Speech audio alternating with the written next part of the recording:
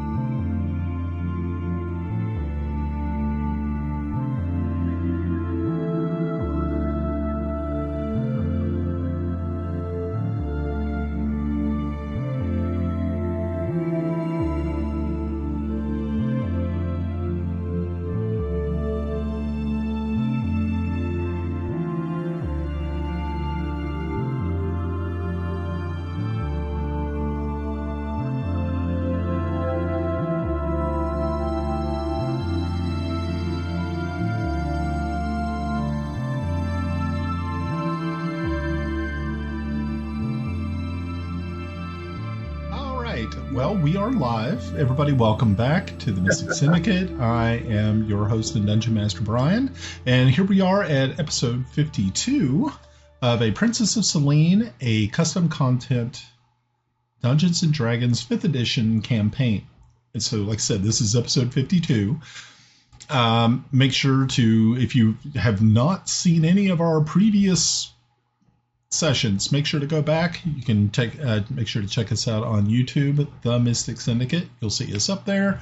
You can also check out our podcast on Spotify. You can also catch us on iTunes. There's a few other ones, but yeah, just type in The Mystic Syndicate and you will definitely find us.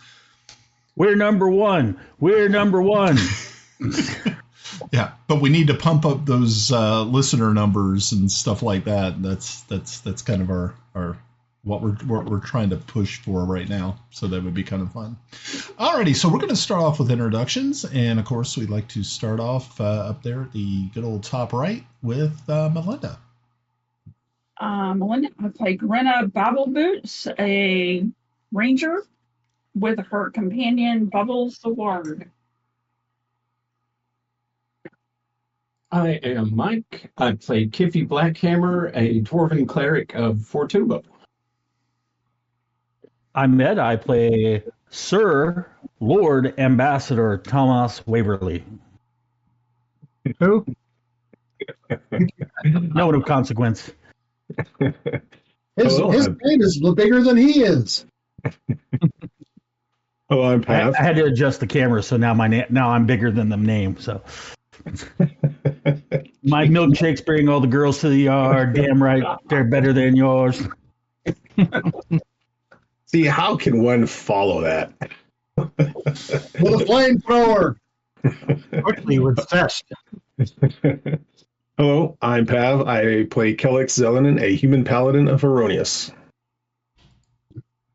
I'm Russ. I play Járngrímur töframaður Halldórsson, which is even longer than Ed's name. A fire mage. Well, I am Timble Snivenblaven. I am a gnome. Pretty much I've been a court artist. I've been chancellor of a nation, and I hang around with these yahoos.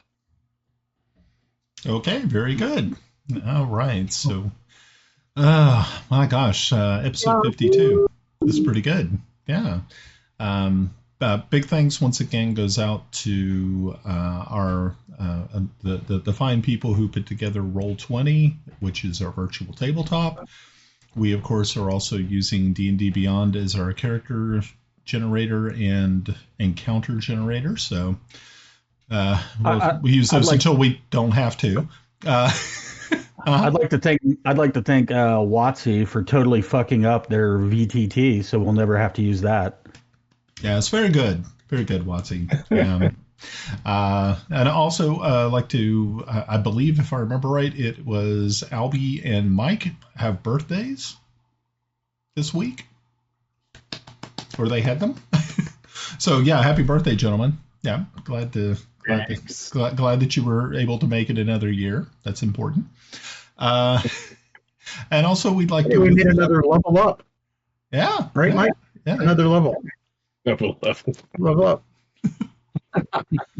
No. Hey, wait a minute. This is the third adventure since we leveled up last. Mm-hmm. So, but it's about every fourth adventure. Oh, every fourth. I Yeah. thought the original idea was every other event.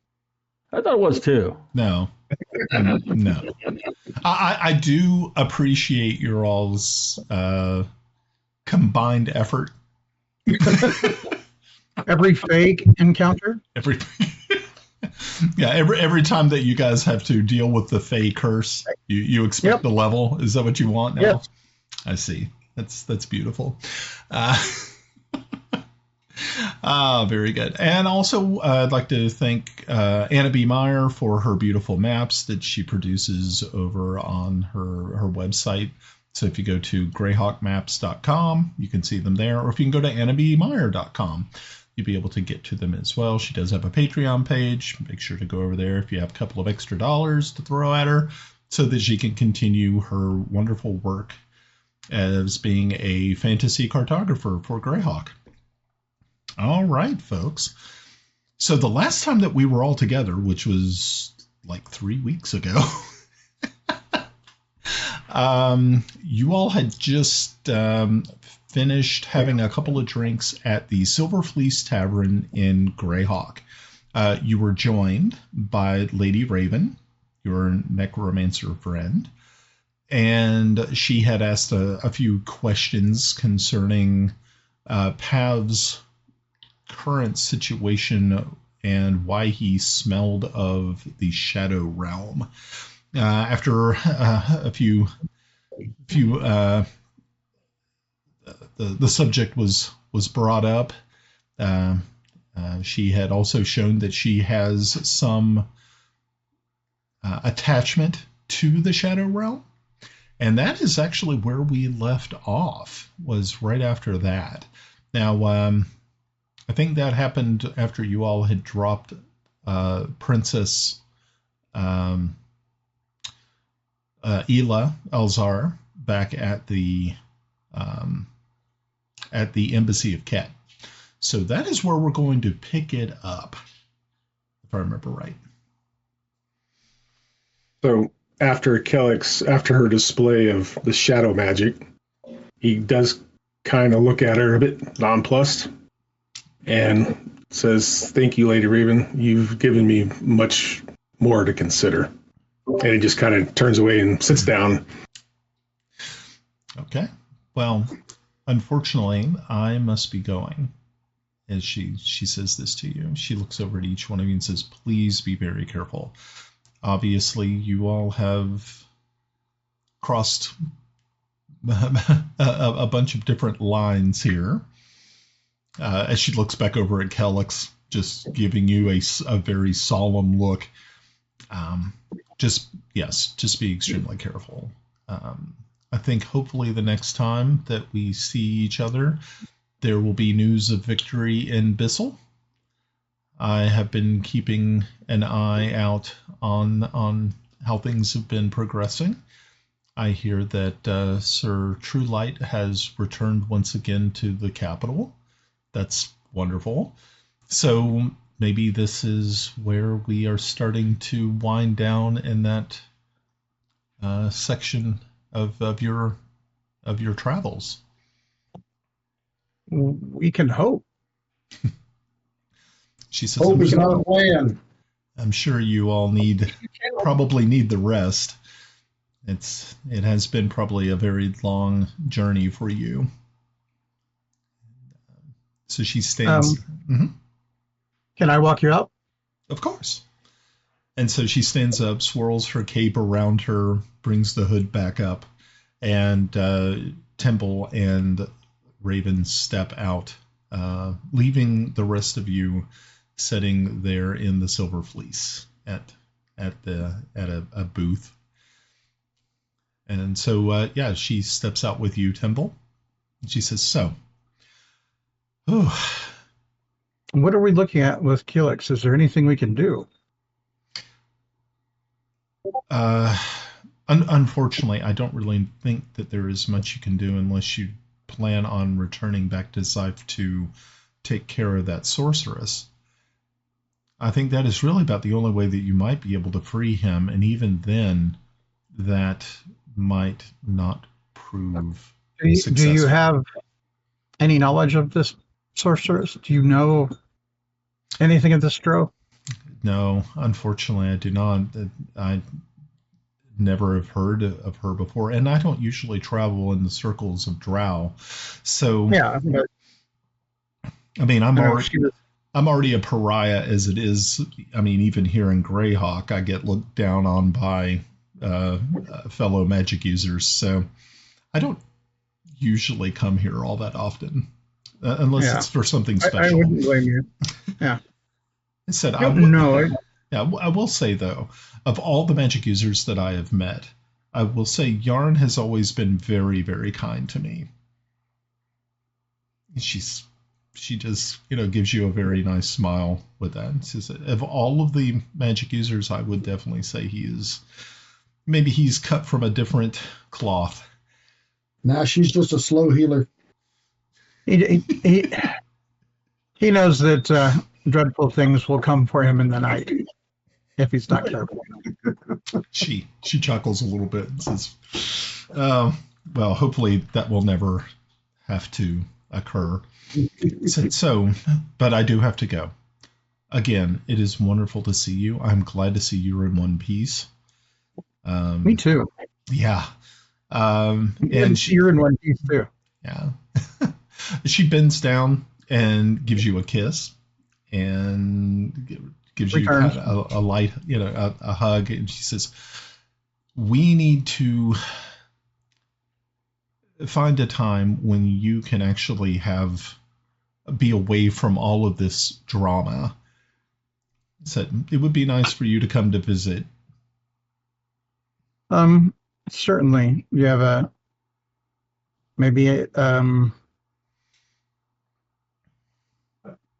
well, as soon as I hear something, you will know. It would be nice to have a week to sit back and relax, but the clock is ever ticking on that portent. Yes.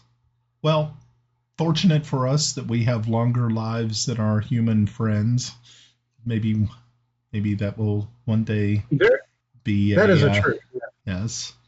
Says unfortunately, but yes, this is good.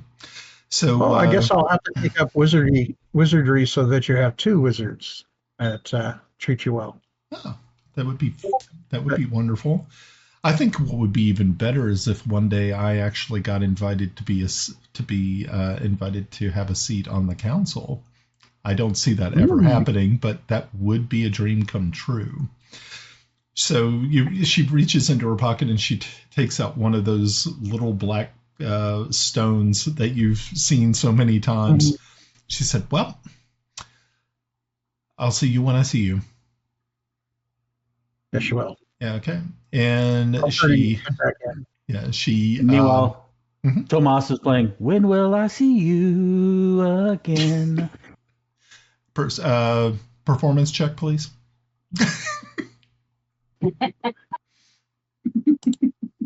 Or what would happen if in his drunkenness I actually put one of the balls into his mouth and broke it? Damn. Okay, so Tomas, once again, you have proven yourself a true and accomplished troubadour, and as you have people swaying around, they've got their you've lost that love and feel.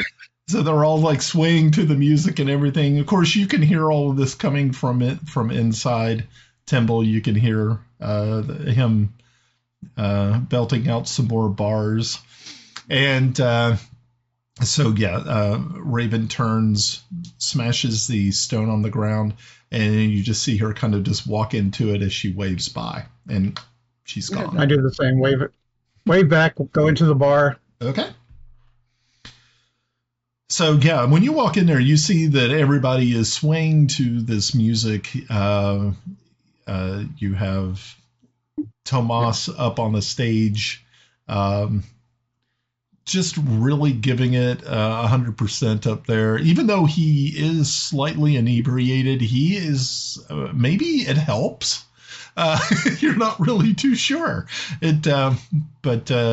So yeah, I guess you go back over to the table where the rest of your... Oh, as he's walking down the steps, I'm pulling out my Bola Bellius Zapper. I mean, I haven't really field tested this. I think you've only used it like a couple of times. Yeah, it missed everything.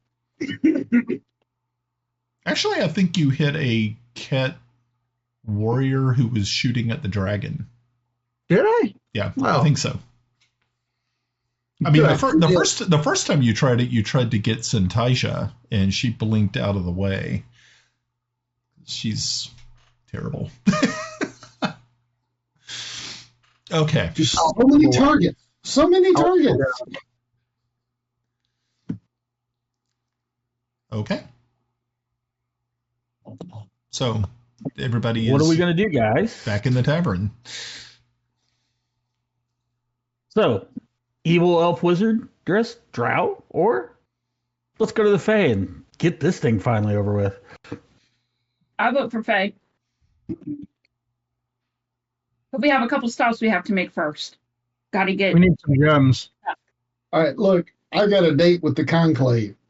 So let's burn some days, get that done, get back to the Elf Queen, because I promised her I'd go back. I can't remember why, but I did. But so yeah. All right. Yeah.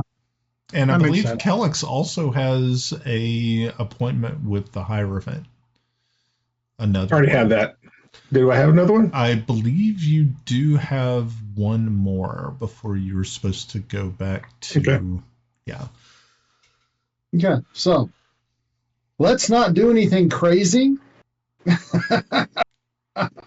And Right. because I'm gonna bring me emergency weapons.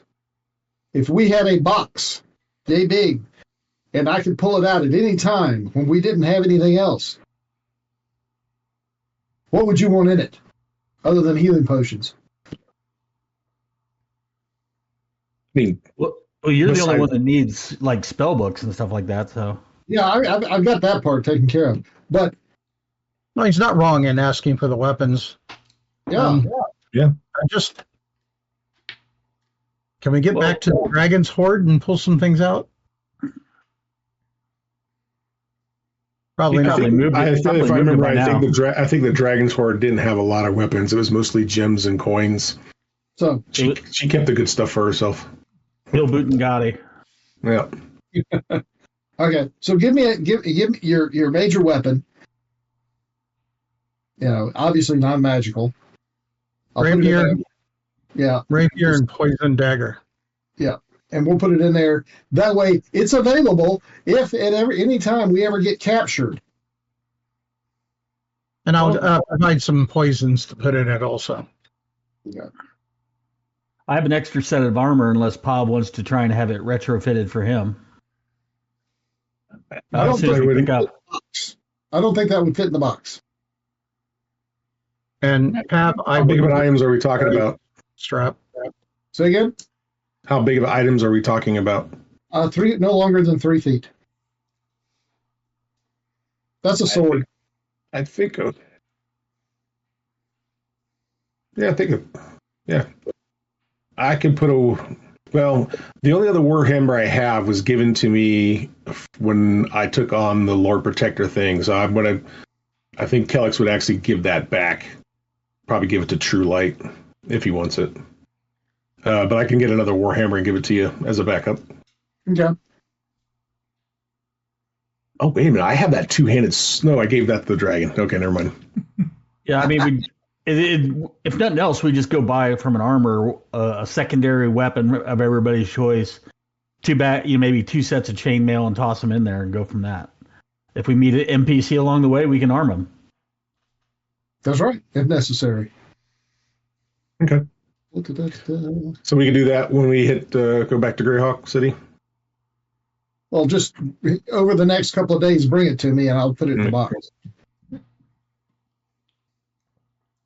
Okay. And then where are we, Brian, with regards to armor that we had pre-ordered? Okay, so yeah, you should be able to pick that up the next day. Right now, it's a little too late. It's nighttime, so you'd have to wait till the morning, but you would be able to pick that up. It's late. Mm-hmm. So in the morning, we get the items we need, or whoever's waiting for something, and then we're heading to Greyhawk City. Is that correct?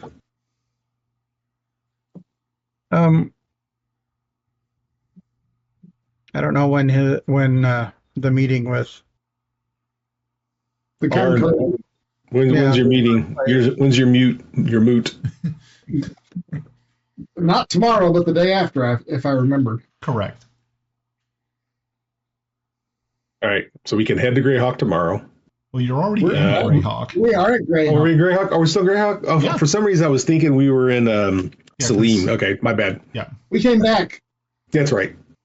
We had to drop off the princess, remember? Yep. And that's right, because that's right. Kelex had his drunken stupor for all of half an hour before he got sobered up. Yep. We're good like that. Yeah. Okay. So tomorrow we're not going to do anything and get stupid, right? The reason I'm saying this, Nobody's taking that one. nobody's taking that. All right. Nobody's taking that. not going to get young. I'll tell you what, I don't think we can guarantee it, but I'm sure most of us will do our best. All right, And look at it, Ed. Brian, I'm starting at daybreak. It's going to take me 8 hours to inscribe the discs. Okay. That's great. Okay, so I figured you would probably want complete quiet during that 8-hour period, so Yeah, I'm locking the door. you're locking the door. Okay, very good. So that's good. Little creature out there as a Yeah. Yep. With Alf as the guard. Yeah. Tell them to go away. Tell them to go away unless they bring turkey sandwiches or something. That's right. Okay, that's good. So that's what you're going to be doing. That's awesome. Let's see. I know that Tomas is going to go get armor or pick up his armor, which is fine. Kelex, I believe that the way we had this set up was that at noon you were going to once again return to the temple. Okay. If I remember right. I may be wrong, but it's now canon. You're going to the temple tomorrow. Going to the temple. You're going to the temple Tomorrow at noon. right? Grenna, was there anything special you were going to spend your day doing? well, I'm trying to plot. I'm trying to do it secretly until I know for sure what I'm trying to do. Okay. Plotting? Grenna? Because what? Okay. Kiffi, was there anything that you had planned, or were you just going to just hang out? I don't have anything really planned, so I'm just. Hey, Glenn, read your messages.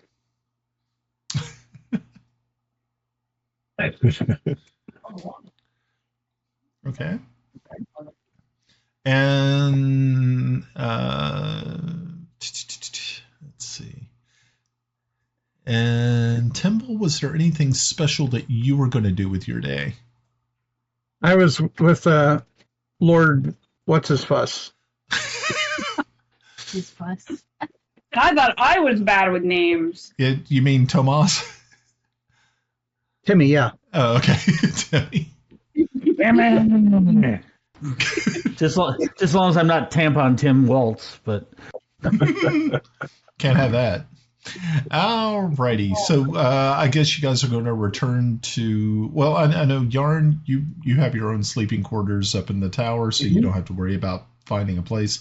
Are the rest of you just going to go back to the to the embassy? I mean, I'm literally right down the street, but yeah. Well, that's why we chose this place, because it was on Politician Row or Ambassador Row or Embassy Row. So yeah, it's Embassy Row. Okay, cool. Alrighty, so you all head back to the embassy. Jarn heads back to the Crystal Citadel. You all have a very restful evening. Of course, rest. Brian, I have some questions. Sure. Not right now, but tomorrow. Do we have access to griffins in Greyhaven? Greyhawk. Unfortunately, you do not. We do not. Yeah, because you all teleported here. You did not fly. Yeah, I wanted to try to get that done before while he was at the moot, Glenn. Okay. Yeah. Never mind then. That's okay. Sorry, Grenna, you were asking about the dragon? Yeah, is there a way we can talk to... Oh, wait, we can talk to the dragon, can't we? Yep, Kelex has the the item that she gave him to talk with her. It's a communication stone. Yes. Well, I mean, everybody is busy doing something, and I'm just sitting there twiddling my thumbs. Would it be possible to maybe talk to her to see if I can get a ride to the cave to go raid it for gems that we need to bribe the Fae with? I mean, you can always ask her. Probably. I mean, there's always that chance. So let me go ahead. And so the next morning, now some of you guys had drank a little bit and were a little bit tipsy. So once again, you all are finding yourselves at the mercy of the hangover. So I believe that would be Pav and Tomas primarily. I think Kelex was sobered up because he was someone cast Lesser Restoration on him. So I'm assuming that. Okay. Yep. The rest of you rise, get dressed, get ready for your day. Grenna, I need you to make a perception check. Oh, I don't like the sound of that. Run! Yeah. Get there. Go.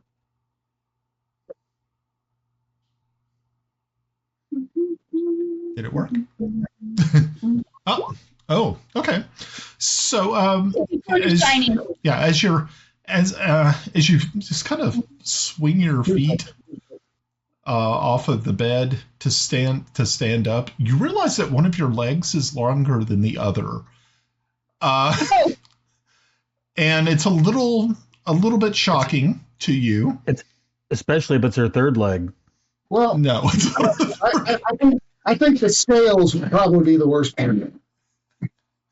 Yeah, so you're kind of looking at and the leg is different than your other leg. This leg looks more, it's longer and slender. And you're just looking at it as you're blinking your eyes, trying to wait a minute, this doesn't make sense. Bubbles, do you see what I see? Well, right. Well, I mean, you have your own room, so you can't really stand up unless you stand up on this new leg that you have. And I mean, you can jump.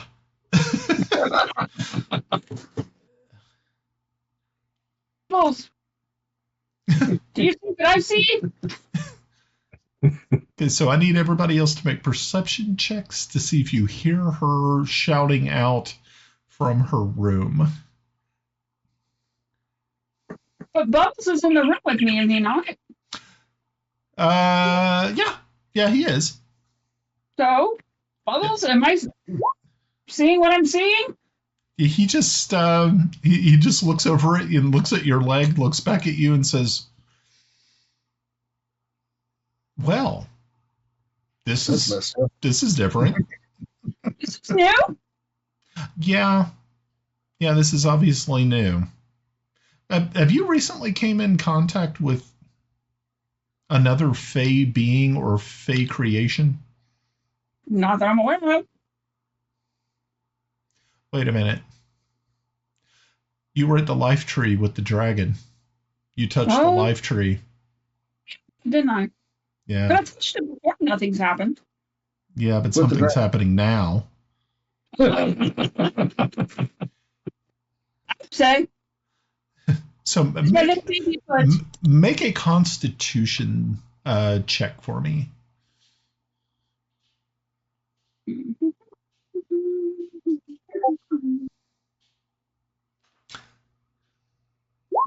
Oh, geez.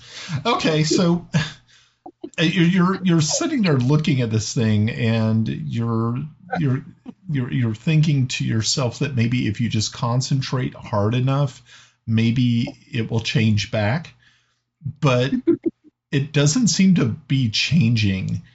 And you're looking at it, and you're not really too sure what to make of it, and it's kind of. It's definitely concerning. But Bubbles is said, Lady Grenna, I'm going to have to be very frank with you. Oh, and this is new. How?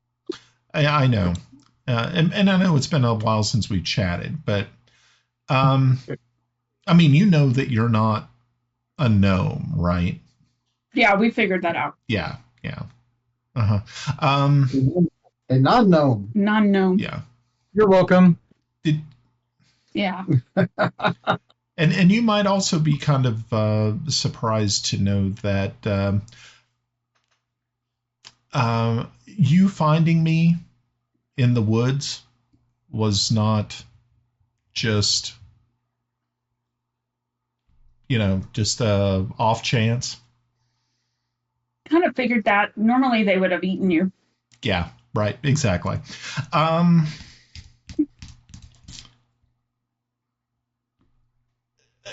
You're going to be going through some changes. It's a conversation you normally have with your parents. Yeah. I mean, I'm only 37 years old. You're going to have hair grow in places you didn't have grow before. No. You get the talk and you're like, He says, yeah, I think though, being that I do know a little bit about your predicament, that if you probably the best thing for you to do is just lie back down for a couple of minutes. Think about being a gnome.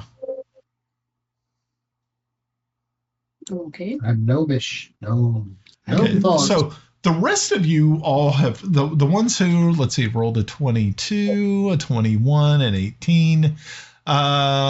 You all hear her talking to who you think is obviously Bubbles, but you can't hear Bubbles. But you can hear Grenna in there talking, and but at least she doesn't sound like she's screaming out in agony or pain or anything. But it is kind of it is a little strange. But so Grenna, you jump back. Well, you kind of fall back onto your bed, and you start concentrating. Brian, I am. Brian, yes. I'm going to unlock her door. Okay. Okay, so you hear someone that 28, she better not be fiddling with the door. Oh, okay. Well, was that that's a sleight of hand. Roll your stealth. Don't roll a 1.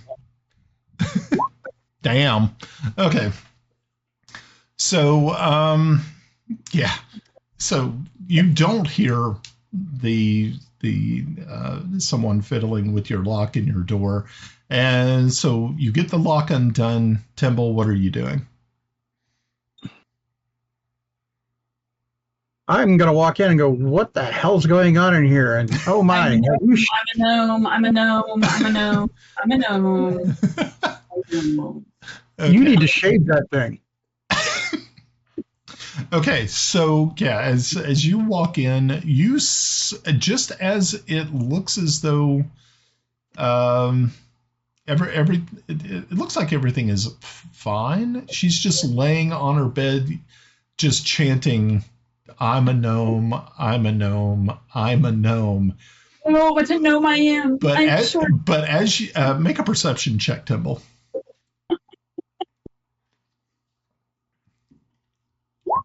Okay, so as you kind of scan her very, very quickly, you realize that one of her legs, actually it's her right leg, is probably about half the length of the other one. And it looks like it's a completely different shape. But as you're watching, it starts to transform into the same size as the other leg that she has, looking more gnomish.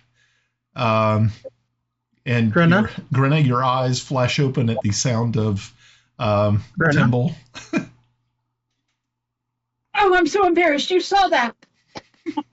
Grenna, why didn't you? I mean, What the hell? the other leg could have been longer. You might have been able to reach up on the shelves better. So, No, damn it. come on, back it off. Grow up. Take charge of that shit. Be you, whoever you want to be. Till I figure out what this is. I'm a gnome. I think we know what this is. You got horns. I don't need to be even weirder. I think we know what this is. So you're a horny gnome with a long third leg? Anyway. No, that would be you. He's too human to be a gnome. Yeah.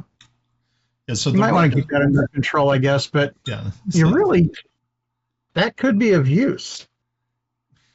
Too bad I can't sprout wings and fly to what I need to Have do. you tried? Have you sat there and went,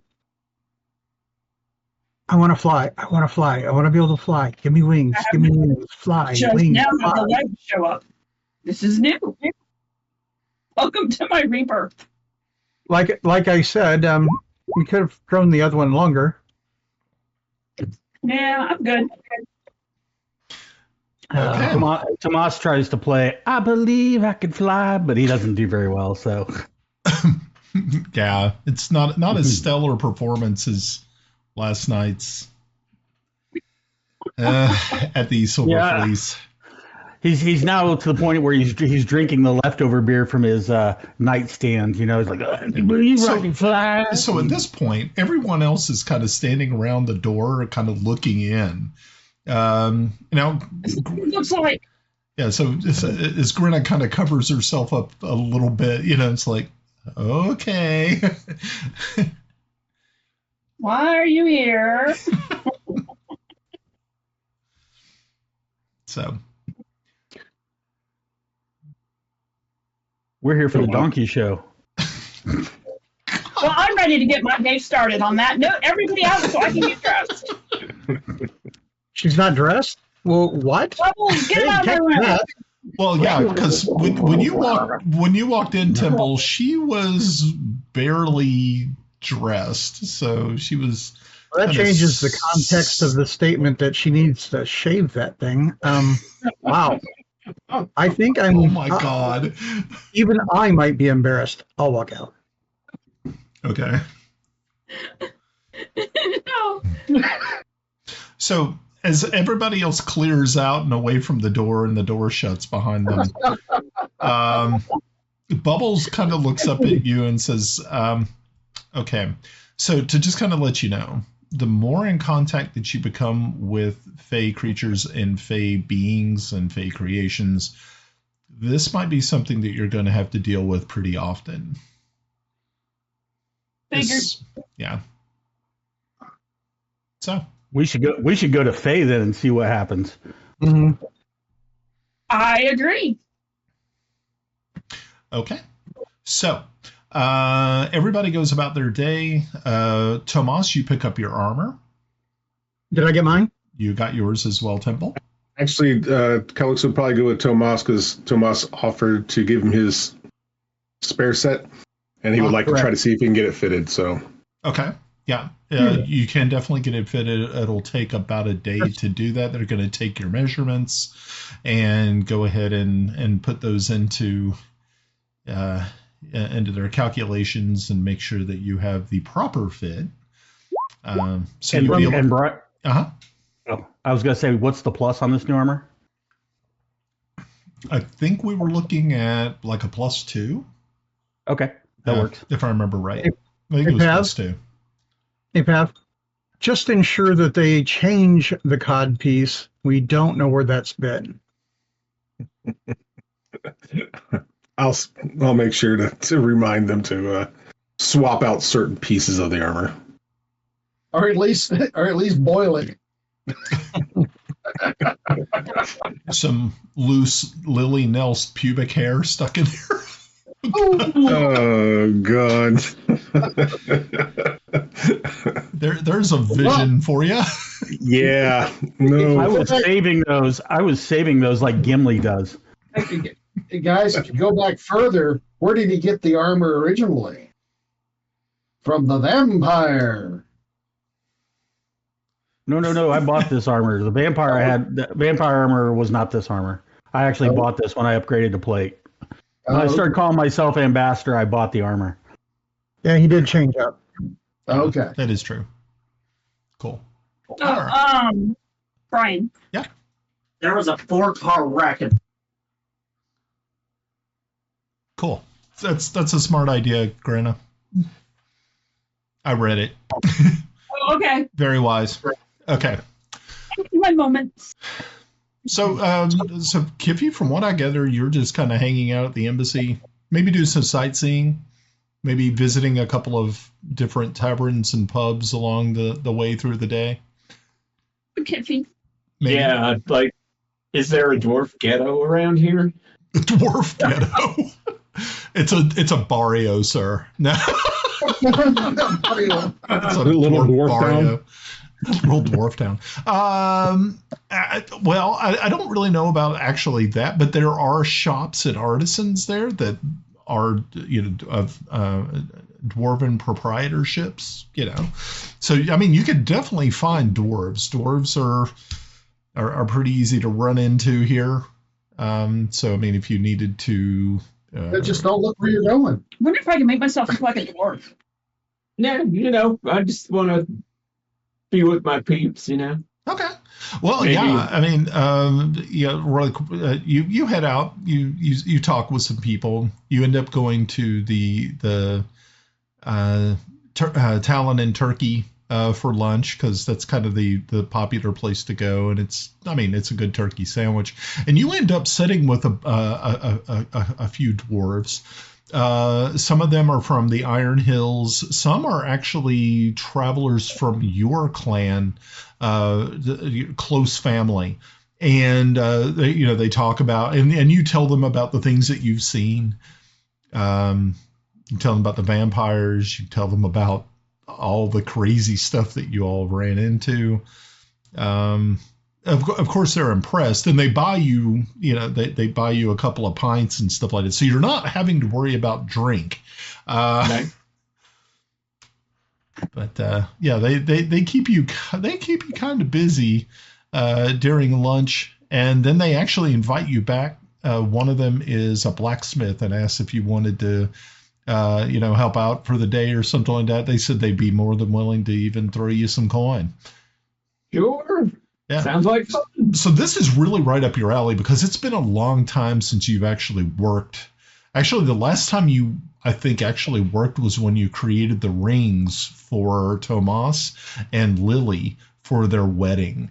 So it's been a while since you've picked up the hammer and hit it on an anvil. So you spend pretty much the rest of the rest of the afternoon helping these guys, pounding out sheets of metal into armor, helping forge a couple of blades. It's like you feel like you're at home without all the darkness and smog below. Cool. Yeah, so he's having trouble breathing. Yeah. Yeah, you kind of miss that part. That's the part that really kind of like, oh, that's a real shame that it doesn't smell like. Yeah. Are these the same people that did my armor? They probably had a hand in it. So yeah, I mean, actually, there were probably a few different artisans that worked on yours. Same with Timble's, but Timble's was more, I believe, of a leather. Leatherworks.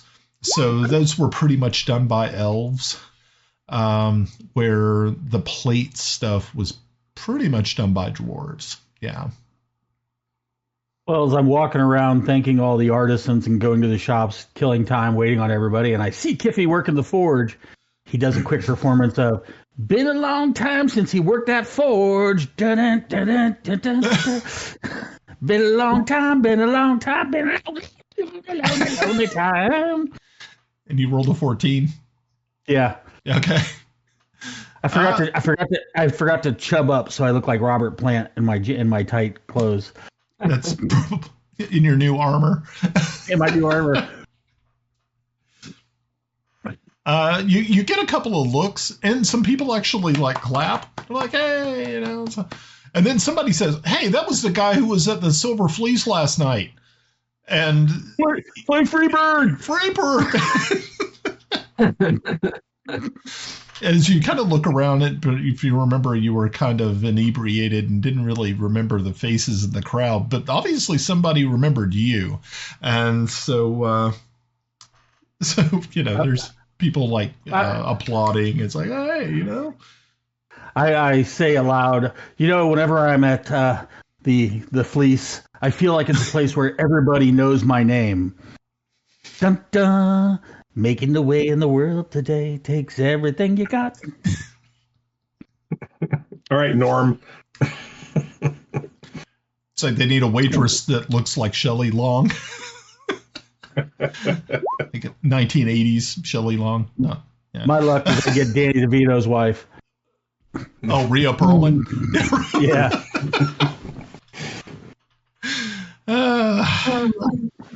I can't remember what was it. I can't remember the character. She was like a psychologist or something. That wasn't that. That was Kramer came in, but who's the other chick that he was dating? Yeah, I remember that. Yeah, I don't remember her name.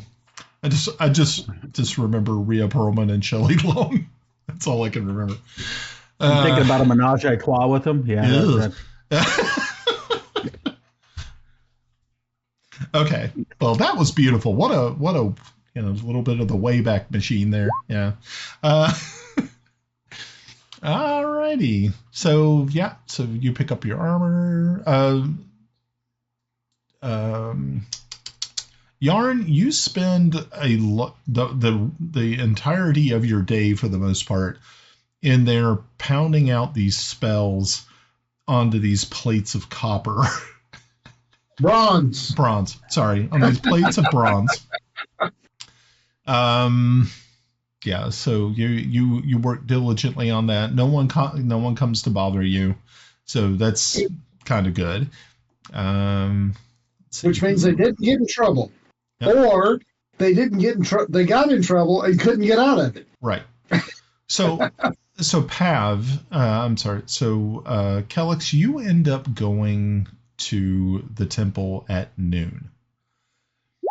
You can see that as you are walking up the stairs from together, you are by yourself in this endeavor. You see that there are two acolytes that are standing out front. They are dressed a little peculiarly, more formal attire, like there is some sort of special occasion. Shit, they're going to put him in a padded cell now. You're bad. So as you approach, they actually reach over and open the doors for you, and as you look in, you can see that there are several people here. standing up, and they're like in a line heading up towards the altar, and there is the Hierophant. The priest, actually the bishop, walks up to you off to the side and says, Brother Kelex, as we had expected, on time, as usual. The Hierophant waits.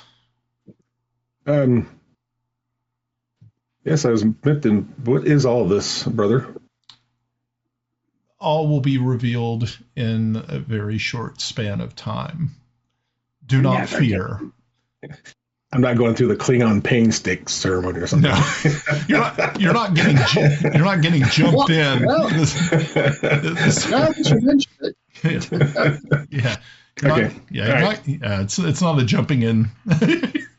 I move through the, through the people, kind of a little hesitant of what's going on. As you're walking through, just kind of keeping an eye on everything, you see that there is a paladin of Heironious sort of steps out to the side of you, and he is holding it looks to be a very, very beautiful cloak. And as you pass him, he steps in behind you and places it upon your shoulders. Yeah, exactly. So, of course, everybody is smiling. Everybody is just, it seems that you are the one completely left out of what is happening here. Everybody else knows what's going on except you. I continue forward. Okay. So you finally get to the steps that lead to the dais where the altar sits. And behind it is the Hierophant. And you come to a stop at the proper location. And, give him a bow. Yeah. And he says, Brother Kelex, it is great once again to see you here. In recognition of all that you have done for your people and for the Temple of Heironious, I would like to present something special to you that will help you not just in your quests, but also to help you combat the darkness that lies within. And as he walks around to the side of the altar closest to you, he turns and lifts up this beautiful sword. You can tell immediately that this thing is, it's definitely not ceremonial in any way. It is definitely something that is extremely, you can feel the power coming from it. And he turns and walks down the steps to you. And he holds out this beautiful long sword. It's not a long sword in the fact that it's like it's got two edges. It's almost kind of more like a bastard sword. Yeah, more of a bastard sword than anything. Okay. And he hands it out to you. I look down at the blade. Etched, is there something about the pommel, or yeah, etched in the blade itself is the holy symbol of Heironious. The lightning bolt that reaches from the hilt all the way to the tip. It is inlaid with gold and silver, and at the end of the hilt, at the pommel, is just an absolutely radiant diamond. I need you to make a perception. Actually, make a religion check, if you would, please. Ugh. Oh, actually, no. I'm not. Maybe you should have some. Yeah, actually, yeah. That's the thing about religion. It's not a wisdom. It's entirely intelligence. Yep. Which which is I feel always bad for clerics because Yeah. All right. But actually, I don't have I have actually a +6, so that's not bad. Oh my. Okay, so as you gaze down and you look upon this beautiful sword, you realize that what is being handed to you is a Holy Avenger. Oh. Holy mackerel. Oops. Your Eminence, I'm honored you feel that I deserve to carry such a weapon, but I'm a little concerned for what we talked about the other day in regards to what's within me and the possibility of me lashing out. He raises a hand. He says, Brother Kelex, once you take this sword into hand, you will understand its true power and how it can aid you in even that regard. Oh boy. Okay. Don't feel too bad. Many fighters have swords that are smarter than they are. Okay. He's a little hesitant, but he does eventually reach down and takes hold of the pommel. Or basically the pommel and the blade. Right. Okay. So once you do, inside, you feel the power of it just surge through you, realizing the power and importance of this blade, but also what rings in your through your head is a very masculine, deep voice that says to you, "How may I serve you?" Okay. I'm he's okay. So let me kind of give you a little stunned. Yeah. I'll give you a little bit more information. Okay. So this is a Holy Avenger. It's in the hands of a Paladin. It's an extremely powerful weapon. It is intelligent. And what it will do for you is whenever you are afflicted by the darkness, you will get a will save to help you fight against the darkness. But without this sword, you would not even have a will save. The darkness would just overcome you in times of extreme duress.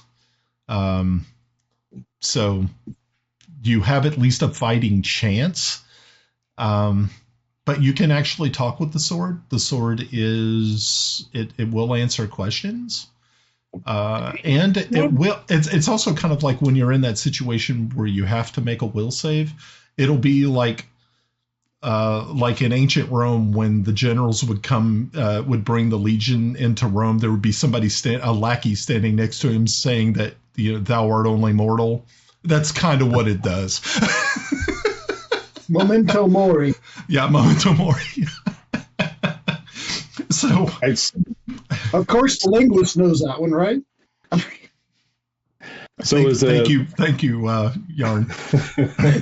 So after my pause of hearing this, this voice in my head, Kelex, I guess he'll say it out loud because he's not. I guess he's only hearing this himself. Yeah, he's going to talk out loud to help me continue upholding the light, to defend the innocent, stand against tyranny, continue to honor my divine oath, and embody the justice and mercy. Okay, and you say this out loud? Yeah.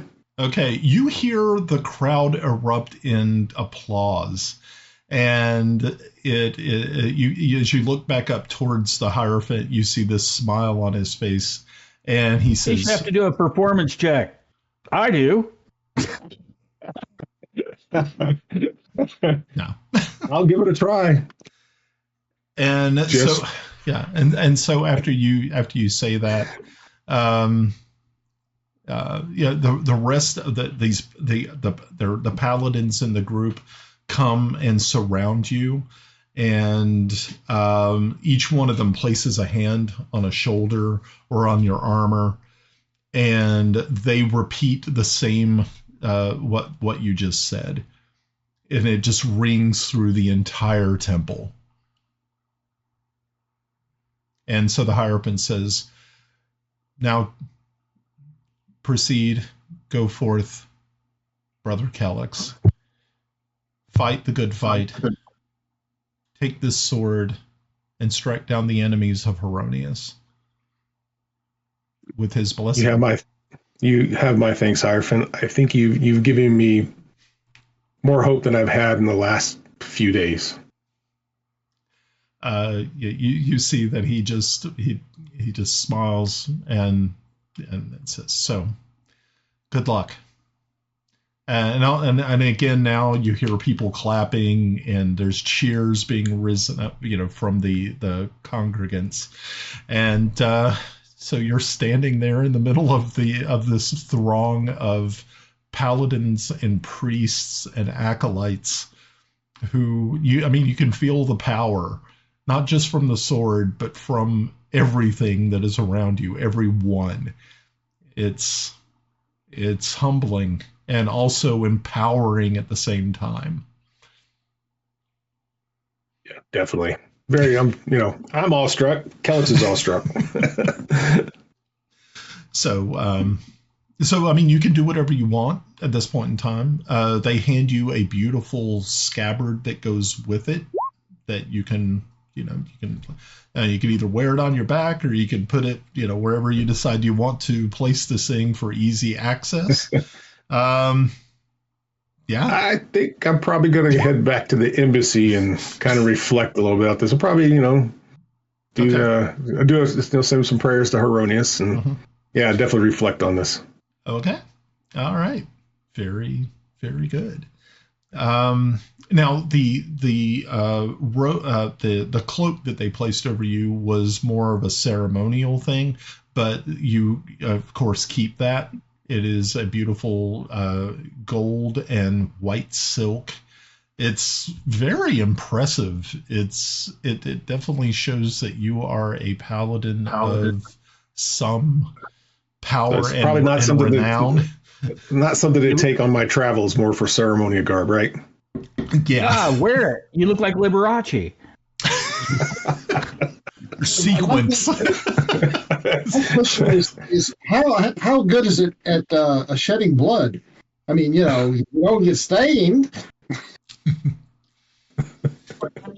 Okay, so if you can add the Holy Avenger to your repertoire of weaponry that you carry with you. All right, gentlemen, my question is, why do we need a Holy Avenger? Well, you don't know anything about the Holy Avenger right now. You're too busy. I think it's a character asking. That's not in character. That's that you just like going, why the hell do we need one of those things? This is us in the tavern waiting on him to show up, saying, "You know what? I don't think we need. I hope we don't ever need a Holy Avenger sword." So it's like the last thing we need. Okay. We've never put ourselves in a position where a good sword like this would come in handy. Never. With a wisdom save bonus? Holy crap. I could use a pair of brass knuckles. You could use a pair of brass balls. Oh, no. Mine are made out of solid rock, bitch. Damn. Nice. That's rough. They're made out of pumice. They float in the bathtub. All right, Mr. Microbiology. Moving right along. Okay. Okay. So, Kelex, I guess you're going to proceed on back to the embassy, that is correct. Which is great. Okay, so the rest of you spend your day either, like I said, a lot of you picked up your armor. Kiffi worked on a forge for a little bit. Grenna What was Grenna doing again? I can't remember. Growing legs. Oh, growing, trying to grow a pair of legs. Okay, so eventually, after everybody is finished with their day, you finally make your way back to the embassy. Probably right in time for dinner, which of course, that's one thing that they definitely serve there every evening, especially when they have special guests such as yourselves. Now, Jarn, of course, you know that the next day early you will be going to the Conclave at the Crystal Citadel. That's kind of the big thing. And I have a brand new loincloth for that. Okay, good. Loincloth. And of course, the subject matter is going to be the Drow sorceress, Adra. Adra, yes. Yeah. Okay. So at least you know what the subject material is, and you are probably going to be expected to recount your time in Zyph. Mm-hmm. So that right there is at least you're not going to go in blind. I don't know what. We have a person for that. We don't really have to say anything. We can eat and leave Timmy to his machinations. Well, Lord Tomas is going to actually, and by the way, it's Tommy, not Timmy. I am going to check in since I'm at the embassy, see if there's any news from the yeomanry and anything like that. You haven't had anything. Delivered recently. So, gotcha. Okay. So after a fitting meal, Kelex, I don't know if you were saying anything or you were just keeping everything nice and quiet, because you were completely on your own. The yeah, whole I think day. since when everybody gets back together, I guess I'll show my hey guys, look at this. What do you think? What I got? Let me whip this out. Now, while you guys were out having fun today, I was kind of waylaid. Hopefully, he's not running around like in Game of Thrones. Fuck, he's like, this steel sword. Let me cut this shit. I'm just glad they didn't make me Lord Protector of all the churches or something like that. Right. Yeah. One more thing to add to your resume. Yeah. So, as everyone is sitting there having a dinner, Kelex kind of surprises everybody and breaks the news that. I sit down and just kind of put the blade on the table. A little still bit awestruck and stunned by it all. So. Yeah, as soon as he brings the sword out and places it on the table, everybody make either a intelligence or a religion check, or an arcane knowledge check. Any of those will work. Can I go history? Sure. Maybe know the history of the sword? Yeah. Oh, man. I'm just killing it today with my knowledge. Yeah, Jarn killed it. Kiffi killed it. Timble killed it. Jeez. Tomas killed it. Damn, you guys are rolling 20s. It's crazy. You'll need those. You guys might need those 20s later, by the way. I just thought I'd let you know. We're shooting our wad tonight because we know we'll never get to combat tonight. Well, you never know. Life is weird. Okay. So Jarn, Kiffi, Timble, Tomas.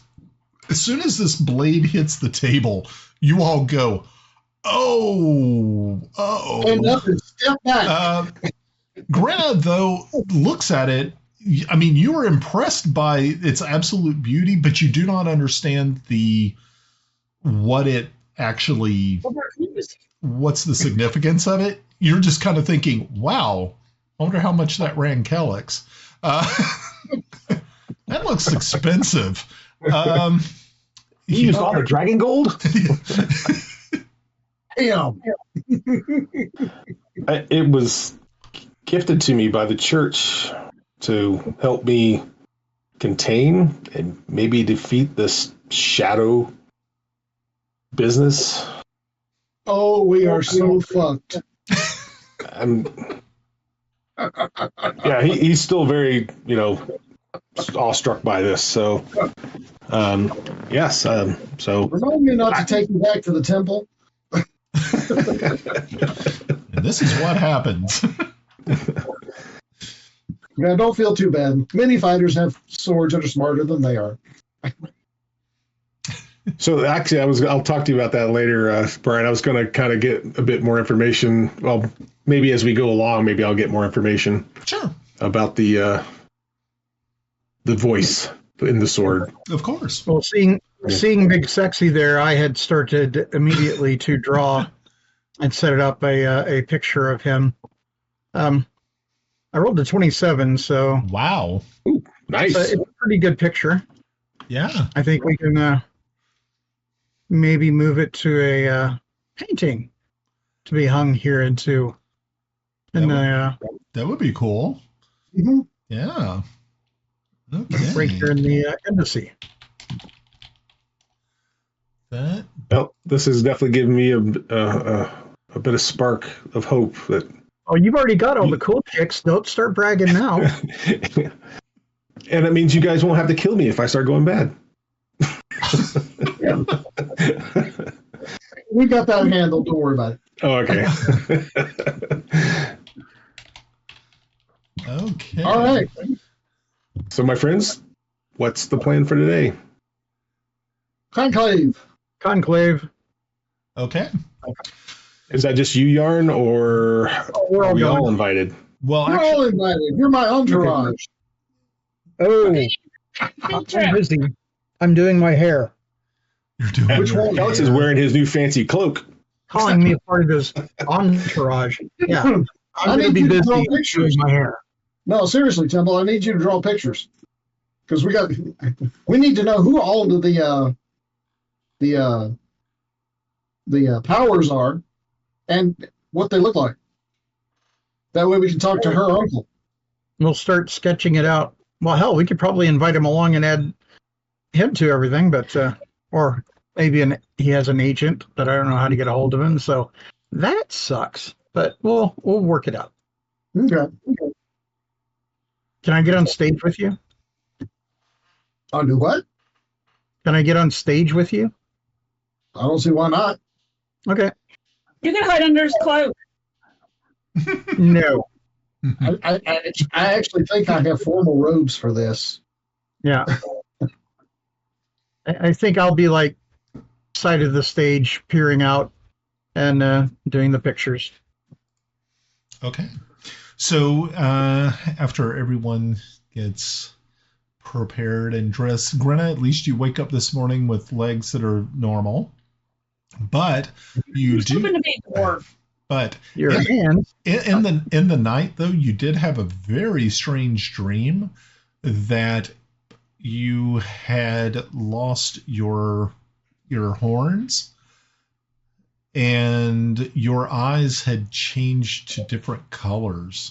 Like one was like gray and the other one was like a dark blue, and it was really kind of unsettling. But you didn't wake up from it. You just had this weird, creepy kind of feeling in the night, and but you didn't wake from it. You just kind of did some dream control there and was able to kind of focus it somewhere else. But the first thing you did when you woke up is you immediately went and tried to make sure that your little horns were there, and they are. So I wrote the dream down in my little book. Okay. Is she molting? I wouldn't tell you if I was. Like a lobster? That would be fucked up. Or a giant spider. It's gonna look like a Kafka story. Next thing you know, you're just like a giant spider or something. Like, what the hell, man? No. Oh, if I'm going to do something, I want to do HR Gator. Not Gator, Usher. House of Usher? What? Usher. Creator of Aliens. Escher. Yeah, better that than like a Cronenberg or something like that. Oh boy. Okay.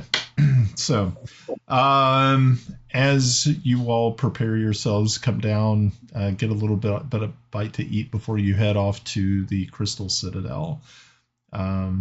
Everybody is dressed in more finery than usual. It's rare that non-wizards get to actually attend, but being that you all had been affected and had you have firsthand knowledge of this threat, that they have allowed your team to actually appear before the conclave at all. So you make your way. Yes. As Tomas walks in, and he overhears some murmurings of this. He does point out to him that I do cast wizard spells. Okay. So as you all arrive early, and there's not as many people in the Crystal Citadel early in the morning as they are usually by 10 or 11 o'clock in the morning. But you do see there are an awful lot of probably very, very important high-level wizards. You can see them. They are, dressed in their robes and everything as they make their way into this, the two large double doors, which is where the meeting hall of the wizards is located. As you all walk through, there's a momentary little bit of gloom, little darkness there, but then a curtain parts, and you can see this beautifully magically lit circular room. In the center is sort of like a stage. It's very reminiscent, kind of like the Harry Potter sort of thing. But everything's kind of in the center, and then everybody kind of is around them. You actually see that there are floating seating, just like that are kind of just like hovering around and stuff like that. Like the Senate in Star Wars. Yeah, very close. Yep. Oh. Yeah, so there's actually that, but you can see that there is a very old, very ancient-looking wizard standing in the center. He has these very ornate robes. He is carrying a very ornate staff made of what you can only probably believe it looks like birch. It is so white. But then again, you're not really too sure what it's made of. It could be made of something completely different. And so as everybody, you hear the murmuring, people are talking a little bit as you all kind of step in. Bilius is there, and he says, "My friends, welcome. I am glad to see each of you. I've heard your story. It's been kind of floating around. We have our ears. But today you guys are going to go before the highest of wizards. So I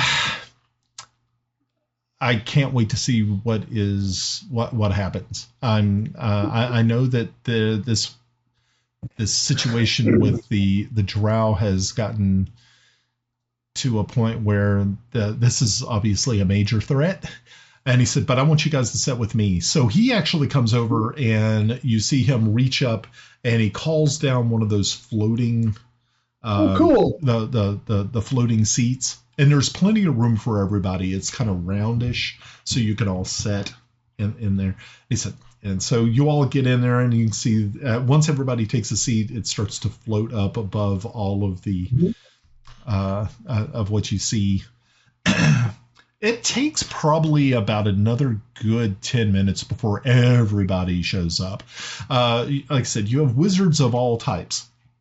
You have female wizards, male wizards, elves. There's a couple of dwarven wizards. There's a few gnomes scattered about. It's really it's an interesting group of folks. And as he says, Bilius looks over and says, okay, so the elderly gentleman in the middle, his name is Finster. And Finster is probably the oldest wizard that has ever lived. He is what we consider the high mage of the Citadel. I know he looks a little formidable. He's extremely powerful. I can only hope to be that powerful one day. But he's going to be the one who's going to be probably questioning you, asking you about your story. And so don't be intimidated. He's actually a very nice person, but he definitely needs this information.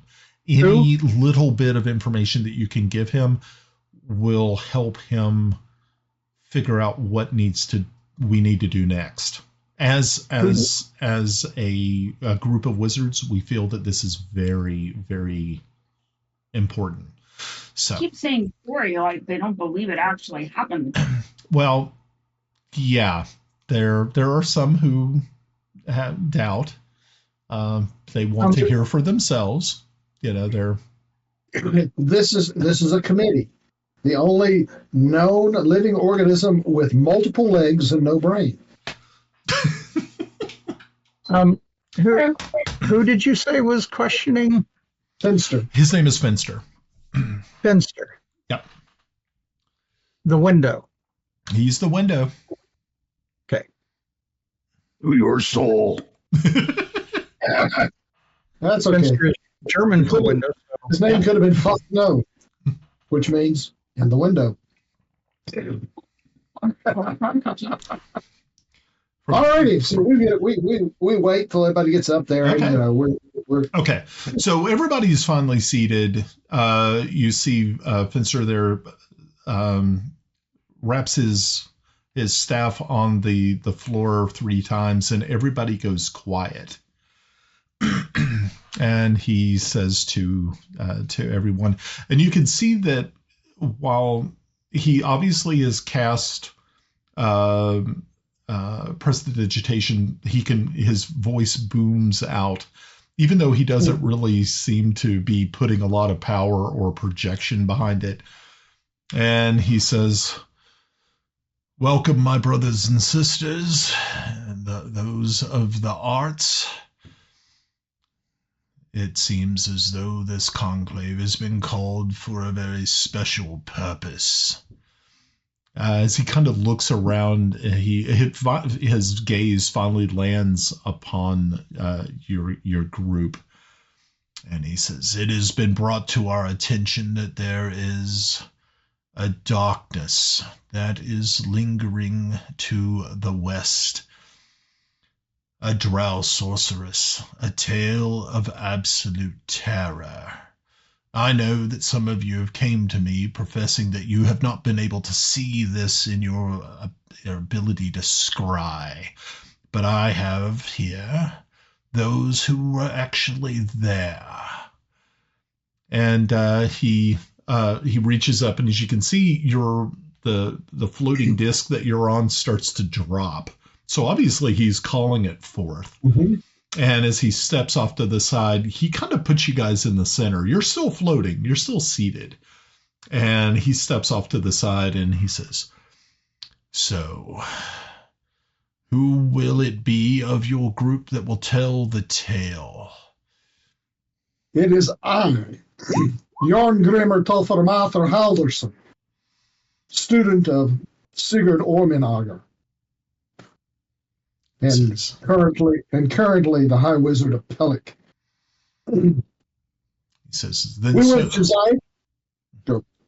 And then he says, "So then speak, Jarn, and tell us your tale, and hopefully it will shine some light on the dangers that we face as a citadel."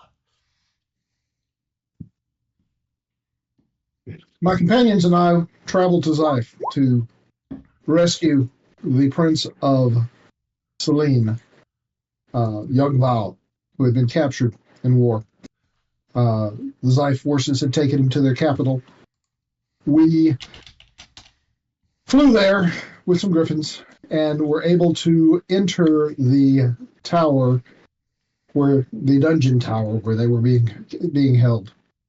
While we were there, we were attacked by a drow sorceress, Adra.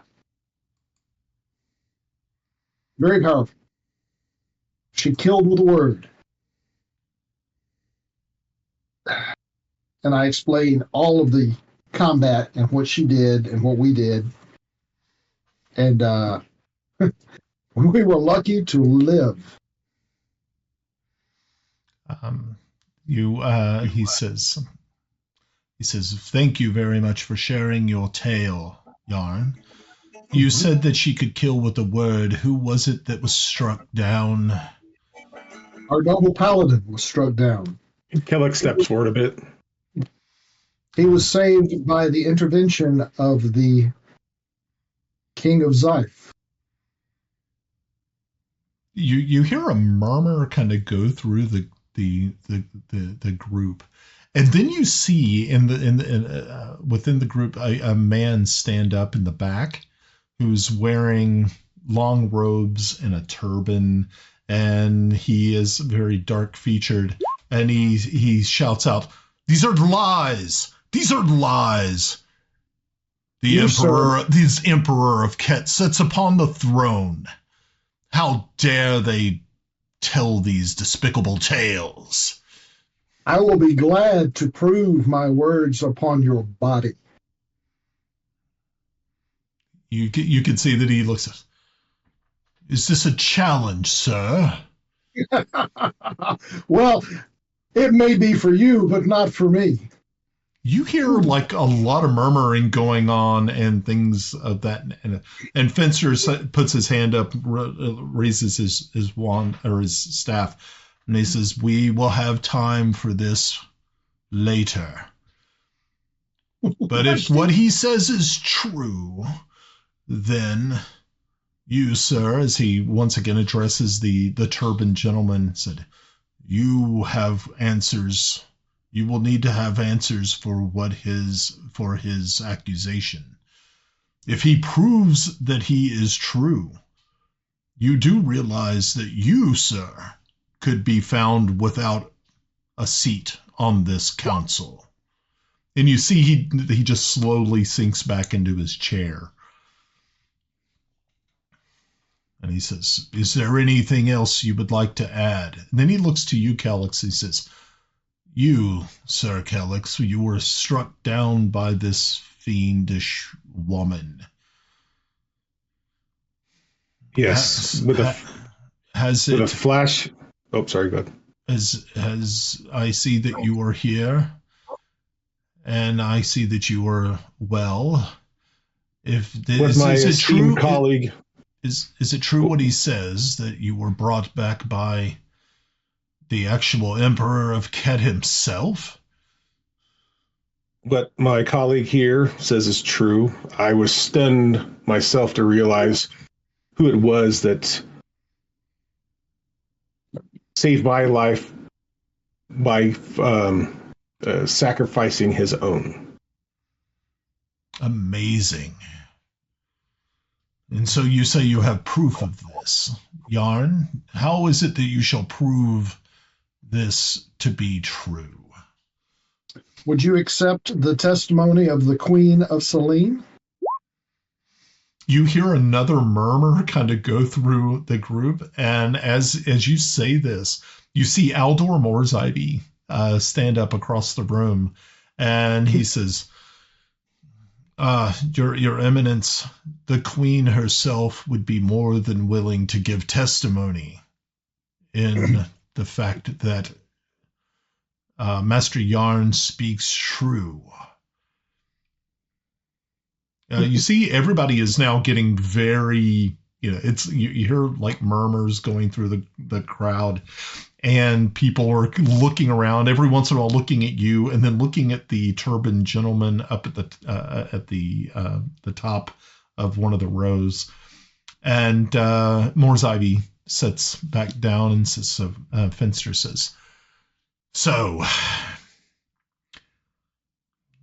if that is true, I will send some envoys to Celene to talk with the Queen this afternoon. Once we have ascertained that this is truly the case," then he looks sharply back over at the turbaned man. He says, "Then we shall talk about the proper ending to this conclave." He again turns back to you all and says, "Thank you for your testimony in this." And he says, "But before one should leave, I need to...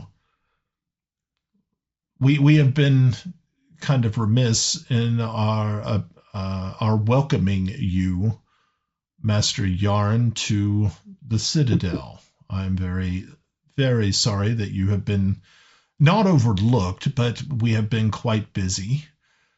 And as the mage of Pellic, who replaced Antero, a good friend of mine, I feel that we need to make amends for this oversight." As he says this, he immediately reaches out, snaps his fingers, and you are no longer sitting in your seat. You're standing in front of him. Everybody else is like, "Uh-oh, okay, well, this is different." So you're standing. It looks like the tweet I just sent. What's that? It looks like the tweet I just sent. Russ has a copy. And I think Grenna had a question real quick. Grenna? Forgive my ignorance on this, but if they can move people like this and all that, can they not cast a spell that would project the image from your head to where people could see it, or at least some sort of spell to make you tell the truth? Well, I mean, they could force the truth from you, but this is not that type of place. I mean, we're not, they're not evil. I'm just illusory in nature. He's not a prisoner. Around you, and if you lie, it falters, and if you're telling the truth, it continues to glow. That kind of thing. I think as they're wizards, and intelligence is their biggest thing. That's because there's a zone of truth spell you could use. Oh yeah. Mostly it's from a Cath or cleric or a paladin's kind of thing. So they're probably more about information gathering and more deep. Yeah, that kind of work. So that would be much easier. They're stubborn in their own ways. Yeah, and just send people to go talk to people who may lie. Right, and then you have to think about there's the ethics too. I mean, because within the wizards, you got your evil wizards, you got your good wizards, and they have vastly different ideas of what is acceptable behavior. Right. It was a question. See, yeah, I mean, if you were, it was a good question though. Yes, no, it is good. I mean, if Jarn was a prisoner, he may not be afforded that, but he is a peer, which is totally different. I mean, they don't want to. It would be... It's not like you said, you don't believe me, then cast the spell of truth on me and allow my words to show you or something. I'm not letting anybody cast any spell on me because I don't know what they're going to do. That's what counter spell's for, damn it. And so... he's even afraid of my mighty magic. So when Kiffi's trying to heal you, you're going to cast counter spell because you don't know what he's doing? Okay. So as you're standing there, as you're standing there before him, Finster looks around very, very quickly and meets Moore's Ivy's gaze. Moore's Ivy stands up and he starts to walk down to the pedestal that you all are you and Finster are standing on at this time, and you can see that he's carrying something wrapped in a sort of a dark red cloth. It looks very staff-like. And as he finally approaches, he hands this over to Finster, and he says, my good friend Aldor, please step up here with me." And as Aldor steps up, you're standing there with these gentlemen, and he says, "Jarn, you have once again shown great resilience in what you have done with magic. We have heard of wonderful things that you have done in the name of your people and the name of your country that you protect with your magics.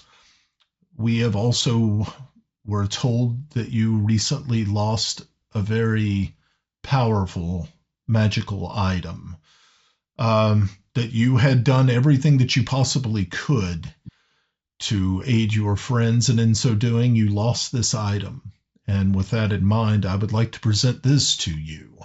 And he takes the cloth off, and I need you to make a arcane knowledge check with advantage.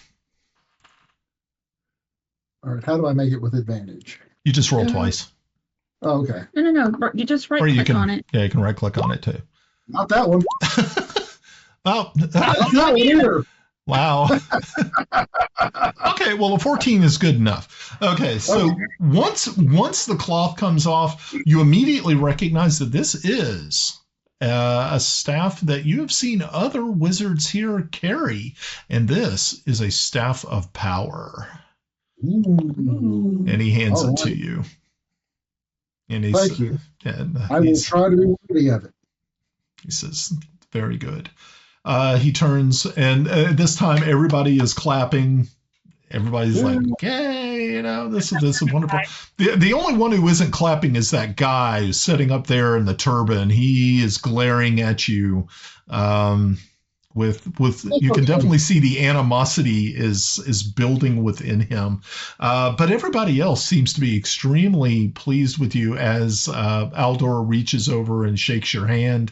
Finster also takes your hand and it says, "Welcome to the Citadel. May your seat here never want for a warm bottom upon it." And you hear some chuckling going on and stuff like that. And then the doors are now opened and everybody is now filing out. You kind of think this whole entire thing that went on, the retelling, everything took probably about 45 minutes. So now it's still early morning, but when the doors open, you see that the place is now bustling with apprentices, and others are going about their day inside the every so often as you're walking out, somebody like clasps you on the shoulder, claps like, "Hey, congratulations, welcome to the Citadel." And but I want my pocket. Yeah, primarily Bilius and Aldor are walking with you out, and they said, "Well, it is good to finally say that you are truly a member of the Citadel now. Trust me, if Aldor here hadn't have brought it up, they might have overlooked you again at this conclave." But Thank you, Aldor. Yeah, he just says, "Again, you all had done so much, and once I saw that you had lost your fire staff, I knew something had to be said." He said, "So, good luck." Well, it was used in the highest cause, and this one will be used in the same way if necessary.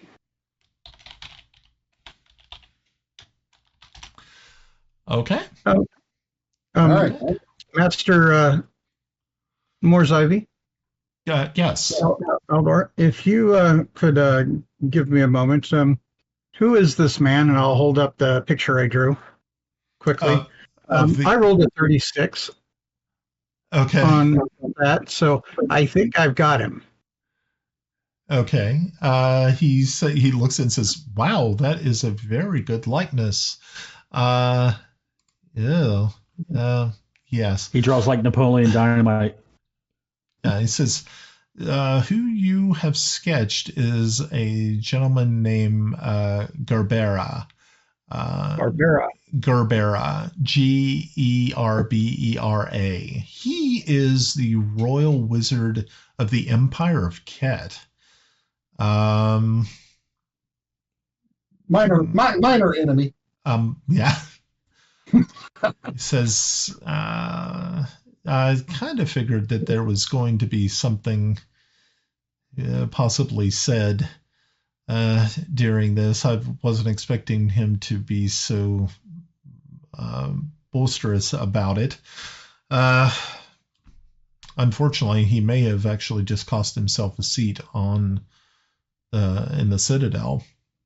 But so much better for you. Well, Yeah, there's an opening. That and, well, I now have an enemy. And one is known by his enemies.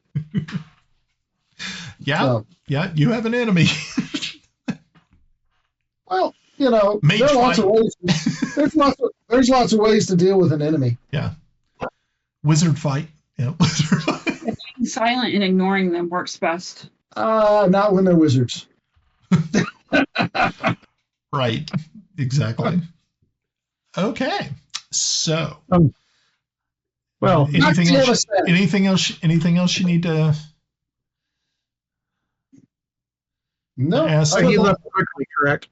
Oh yeah. Yeah. He moved out pretty quickly. Well, I'm going to be kind of on that high alert thing where I'm watching everything everywhere Okay. as I can, trying to see if he has sent someone to mess with us or Jarn. But I'll be on high alert. But if I see him, I'm heading off, and I'm going to tell you guys that I will go after him if I see him. I'll tell you what, Timble. We need to talk to Grenna's uncle. Oh, I think you want to add a name to the list, and I was thinking of castration. No, I don't want to be castrated. Wait a minute, you mean you're not? Remember, I'm not allowed to do your mama jokes. You're right. You're right. Okay. And I returned the same courtesy. But if we were reenacting the world according to Garp, well, we know how I was castrated with your mama. Ooh. I do remember that movie. That was a good movie. Anyway, so we need to go back to Eostat. Y'all ready? Why are we going back? Go back up to the office. I'll cast the teleport spell back to Mos Eisley's tower and head on out. Okay. There's got to be another teleport. I'm with Grenna on this one. What are we going to Eostat for? Because I told the queen we'd come back. Yes, and talk. Oh, okay. Just come back and report on what they said in the mood. I don't remember why, but I remember I promised that. There has got to be another teleport point in Eostat, and I want to find out. I ask Aldous if there is one, and if so, can we get it so I'm not imposing on you so much? So as you ask him this, he says,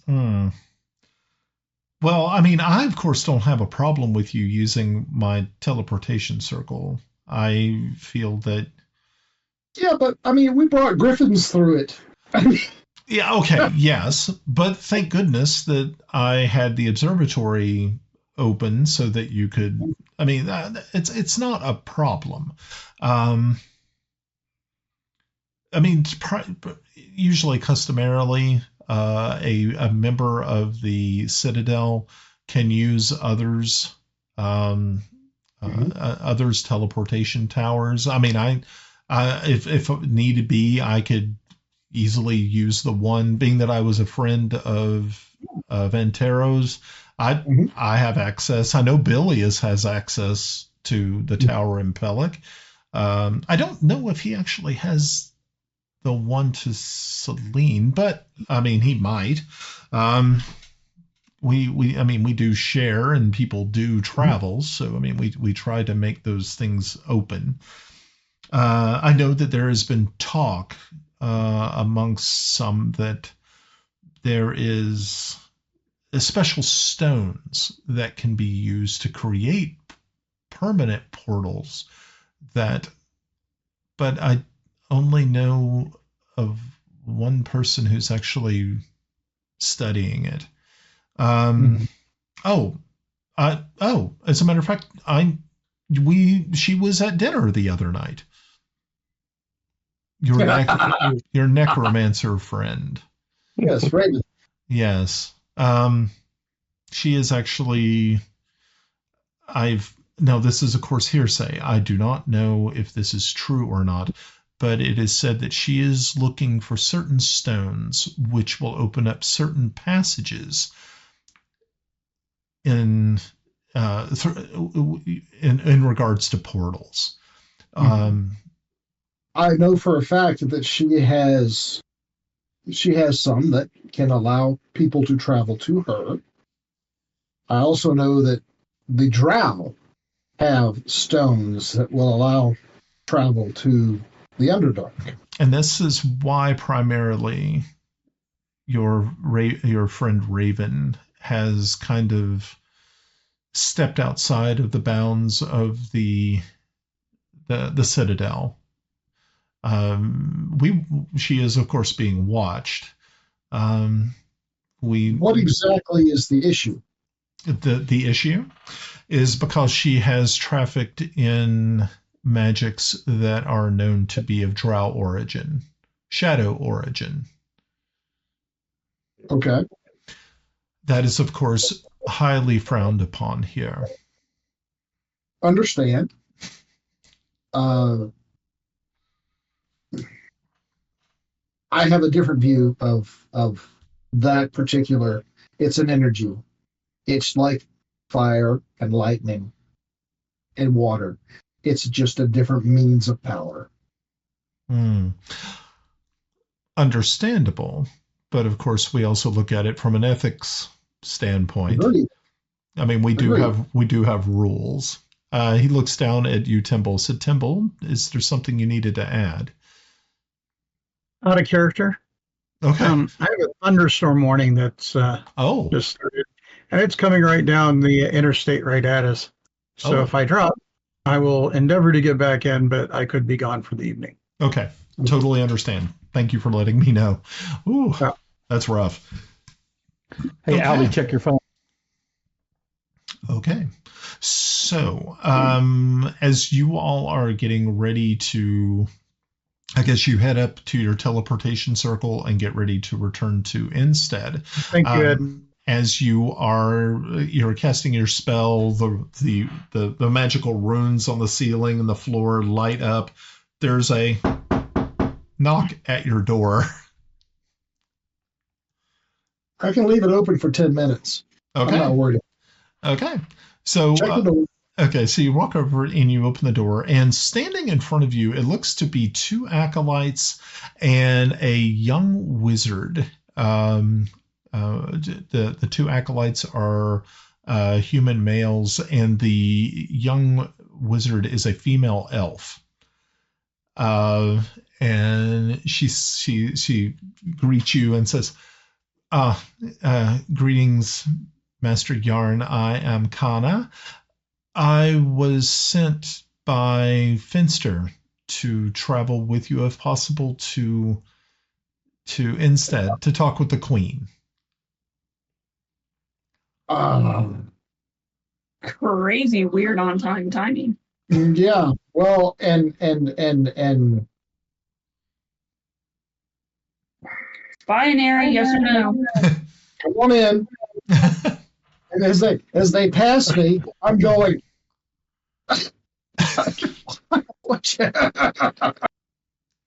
I think they got it. As long as we don't have another Shirley Templar moment. Yeah. She looks around and says, thank you very much. Of course, we could find other means of transportation, but I felt I've already got it open. Let's go. Excellent. So they all go through and appear in Morzivy's tower. Everybody is standing there. Again, Kana looks at you and says, Master Jarn, thank you so much for allowing us to travel with you. Please come with us. Oh, are you to speak with the Queen? We are going to the castle. Perfect. Please come with us. Great. So they allow you all to go first, and you see that they fall in right behind you as you all start to make your way down. Once the door opens, you see that there are 2 guards standing there. They immediately come to positions of attention, showing their proper salute, and I need an escort. Okay, so both of them, one of them whistles down the hallway, and 2 other guards immediately come flying up the corridor. He says, Master Jarn needs an escort. Sir, where are you going? We're going to the castle. We need a platoon. Oh, a platoon? Platoon. That's how many is it? That's like 28. Yeah, that's 28 soldiers. Yeah, platoon. I failed that test in military history. Okay, guys, the reason I'm going so overboard with it is I've never seen these people before, and I just transported them to Celene. True. Yeah, I mean, you do not know them. You've never seen them before. I fully agree with you. That's why I'm standing right behind her. Okay. And I think I'm sure at least Morzivi would have said something before we left. Yeah. I mean, not too much so for us, but I'm sure he had communicated with the Queen to let know that visitors were going to be knocking at their door. Yeah. Okay. So you all proceed down the hallway. As you're going, you're passing other guards, and they fall in. So by the time you finally make it to the throne room, you have probably close to about 20 guards that you've collected. Good. They all have their swords at the ready. Everybody seems to be, and you can see there is some looks of apprehension and almost a little bit of fear on the apprentices. The elven mage doesn't seem to be that bothered, but every once in a while she does cast a glance back to her to the acolytes, to the apprentices that are with her, trying to reassure them that they are in no danger. So finally, when you get to the double doors, they open the doors for you as you walk into the throne room.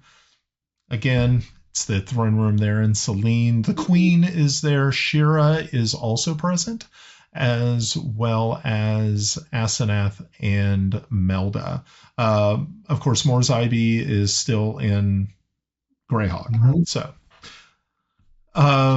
there are other courtiers around and stuff like that, other people who are a part of the court, but they make way as soon as they see your entourage and the group of soldiers who are with you. As soon as you get to within the proper distance, the Queen rises. Melda looks down at you, Kelex, kind of puzzled.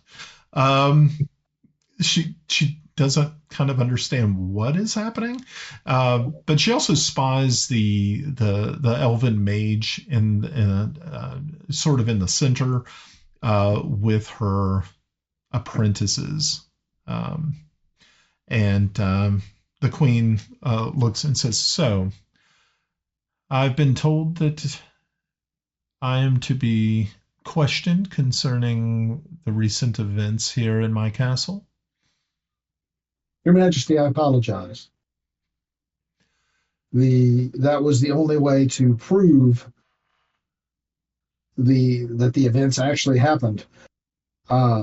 You are an impeccable witness, an unassailable witness. And that's exactly what we needed. And I apologize for not conversing with you prior to it, but events forced my hand. And if I can make amends about any way, please let me know. Understandable. I see that you've replaced your staff. Not my staff. These came from Finster, and I turn to the elf, purport to turn from Finster. I'm sorry, my lady, I do not know you. She just kind of smiles and chuckles a minute, and she says, "No, Master Jarn, the new piece of equipment that you carry in your hand. I remembered that you lost your staff in the fight, and now you have a new one." Indeed. Congratulations. That is wonderful. So she says, "So, your name is," as she addresses Kana, and Kana steps forward. The apprentices do not move; they stay in their place. Kana walks forward to the appropriate location. She bows, actually curtsies, and says, "Your Majesty, I am Kana of the Crystal Citadel, and I have been tasked by my master, Finster, to question you to the authenticity of the story that was told by Master Jarn at the Conclave this very morning." He said a statement was made that the Emperor of Ket himself was instrumental in bringing Sir Kelex back from the dead. Is this indeed true, Your Majesty? The Queen, very stoic looking, she says, "Yes, that is completely true. And as a matter of fact, if you need any further proof, I could actually direct you to the now lifeless body of the Emperor of Ket himself." You see that you see Kana just kind of like straighten up a little bit more. She's like, "It's like, Your Majesty, am I to believe that the Emperor is dead, and you have the body?" And Shira steps up and she says, "Yes, a young woman. She speaks true, and I can actually take you to the body right now if you would like to verify that the story is indeed as it has been told." You see her, Kana is just stiffens a little bit, and you can see some of the color drains from her, and it's like, we do not doubt, Your Majesty. We do not doubt. We shall leave immediately to let our master know that everything is true and in order. We are very sorry for the inconvenience." And once again, she curtsies very, very low and steps back into the place she was before. Yeah, you kind of think she wasn't expecting that to happen. She was just expecting a tale, a confirmation. She did not realize that there was human remains involved. This is obviously something that Kana has never had to deal with. So when it was brought forward that the Emperor was actually dead and here, that was kind of a little shocking for her. Yep. Timble? Being behind her, I will lean forward and quietly whisper and say that he lies in state, in full respect for him. She looks down and back at you and says, "That is, but how did he get here?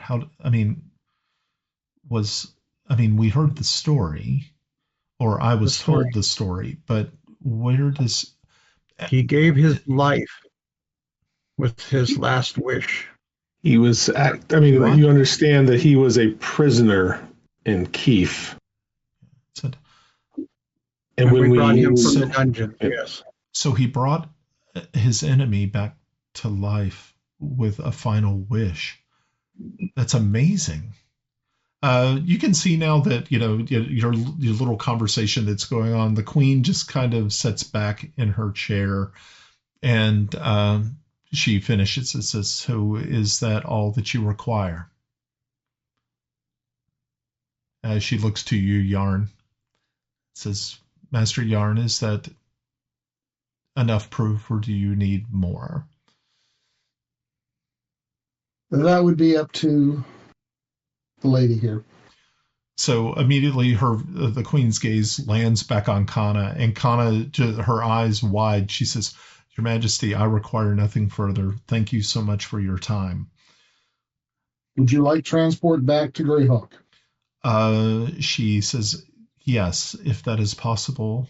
Master Jarn, we would like that very much. Teleport. Okay. I'm done with 4th level spells for the day. And so you all are standing here in the throne room. Once Kana and her entourage leave, you see that the guards sort of stand down a little bit and start to they turn and march out in order. Yes. Before they do that, I thank them. You see the thank you. Yeah, each in turn salute you, and as they leave the room, the queen says, "Well, that was interesting." It's never boring. It's never boring when we're around. No, it's not. At least we didn't bring you a prisoner. Would you, Your Majesty, yes. I believe that our Lord Kelex has some information that he needs to impart to your daughter Melinda. Oh, is this something that needs to be done in private? I mean, I will be more than happy to release her. She doesn't. I don't know. It's up to him. But please look at his hip. Please look at his hip. It was on his back. I have undulating hips. On his back. Please look on his back. Yes, Kelex is a bit humbled by it. He does kind of like bring out the sword. As soon as, or doesn't bring it out with the scabbard. Yeah, as soon as, excuse me while I whip this out. Yeah. So as you bring this forward, and the queen looks upon it, she says, I had a feeling that this was going to occur. Talks had been in place for some time. The Hierophant had actually been in contact with me. And when he said that you were in a delicate situation, and he asked if you were definitely someone who would be had the type of temperament to wield such a blade, I immediately said in the affirmative. I'm glad to see that he took my advice, even though he did not need it. Your reputation precedes you. Everything that you've done for me and my daughter, as she looks over at Melda, that is wonderful. Carry it well. May it bring you further glory and honor. And may you be able to wield it in such a fashion that your enemies fear it and cower at its actual visage. Good luck to you. So Kelex bows, and he says, I am humbled and honored by your reference, Your Majesty. Thank you. I mean, you were the one who delivered me my daughter. You also delivered my son from the clutches of the Zyph demons. How could I not? I mean, it was actually my companion here that did most of that work, Your Majesty. Once again, you are too humble. So, I think I have other things to do. I don't mean to run you off. Melda, will you please escort your she just kind of looks at your how should we approach this? Is this a bow? Yes, I think so. So Melda walks down, just kind of looking at you kind of sheepishly and a little like a smile on her face. And she's like, we need to go. Let's go. Okay. So the rest of you all just kind of like file out and you see that.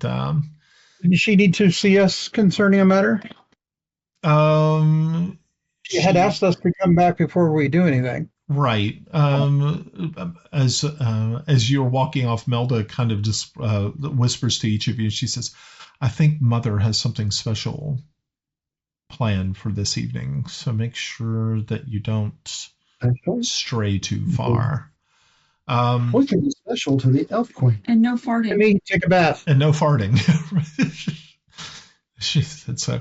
So yeah, as Melda walks you all out, she says, yeah, I believe Mother has something special planned, so make sure to be here for dinner.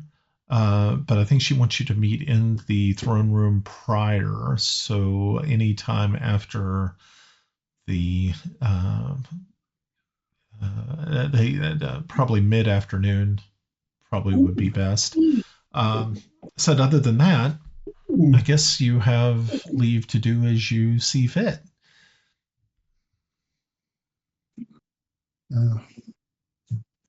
Well, I don't have anything I need Everybody's to do. quiet. I don't have anything I need to do here.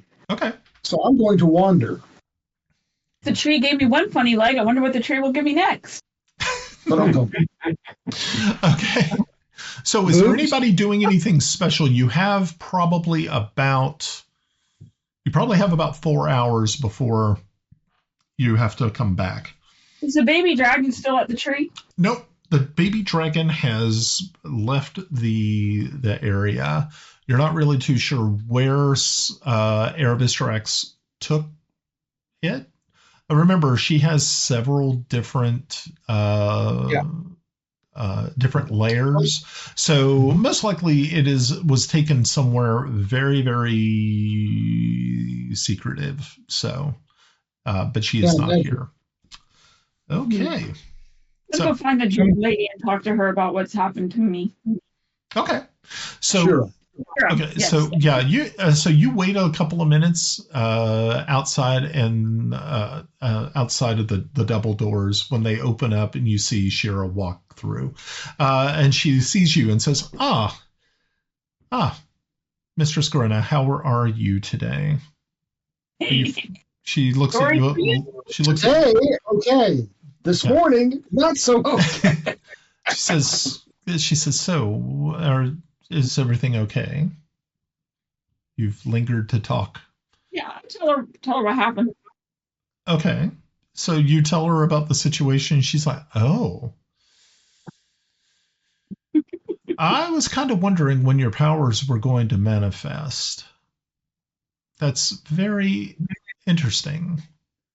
And this was not too long after you had came in contact with the tree the other day when the dragon was born.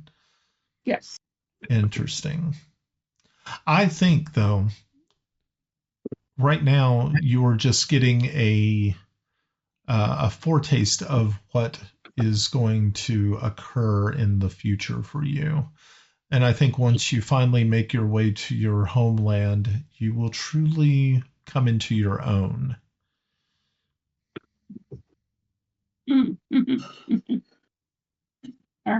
I'm sure it will answer a lot of questions. Oh, we told her about the dream. She's like, oh, So now you're also having dreams of changes. Yes. Yeah. Soon. I feel that once you, like I said, make your way to your home, your homeland, your home world, that things will become a lot clearer and your powers will be more easily usable by you. Well, I don't see how growing a leg could be a good power, but we'll see. I don't think it's really a matter of growing certain parts and things like that, being able to complete your transformations. Right now, you do not have the power to complete them. But once you have touched base with those, with the power that flows through the realms of the Fae, you will be able to do so much more.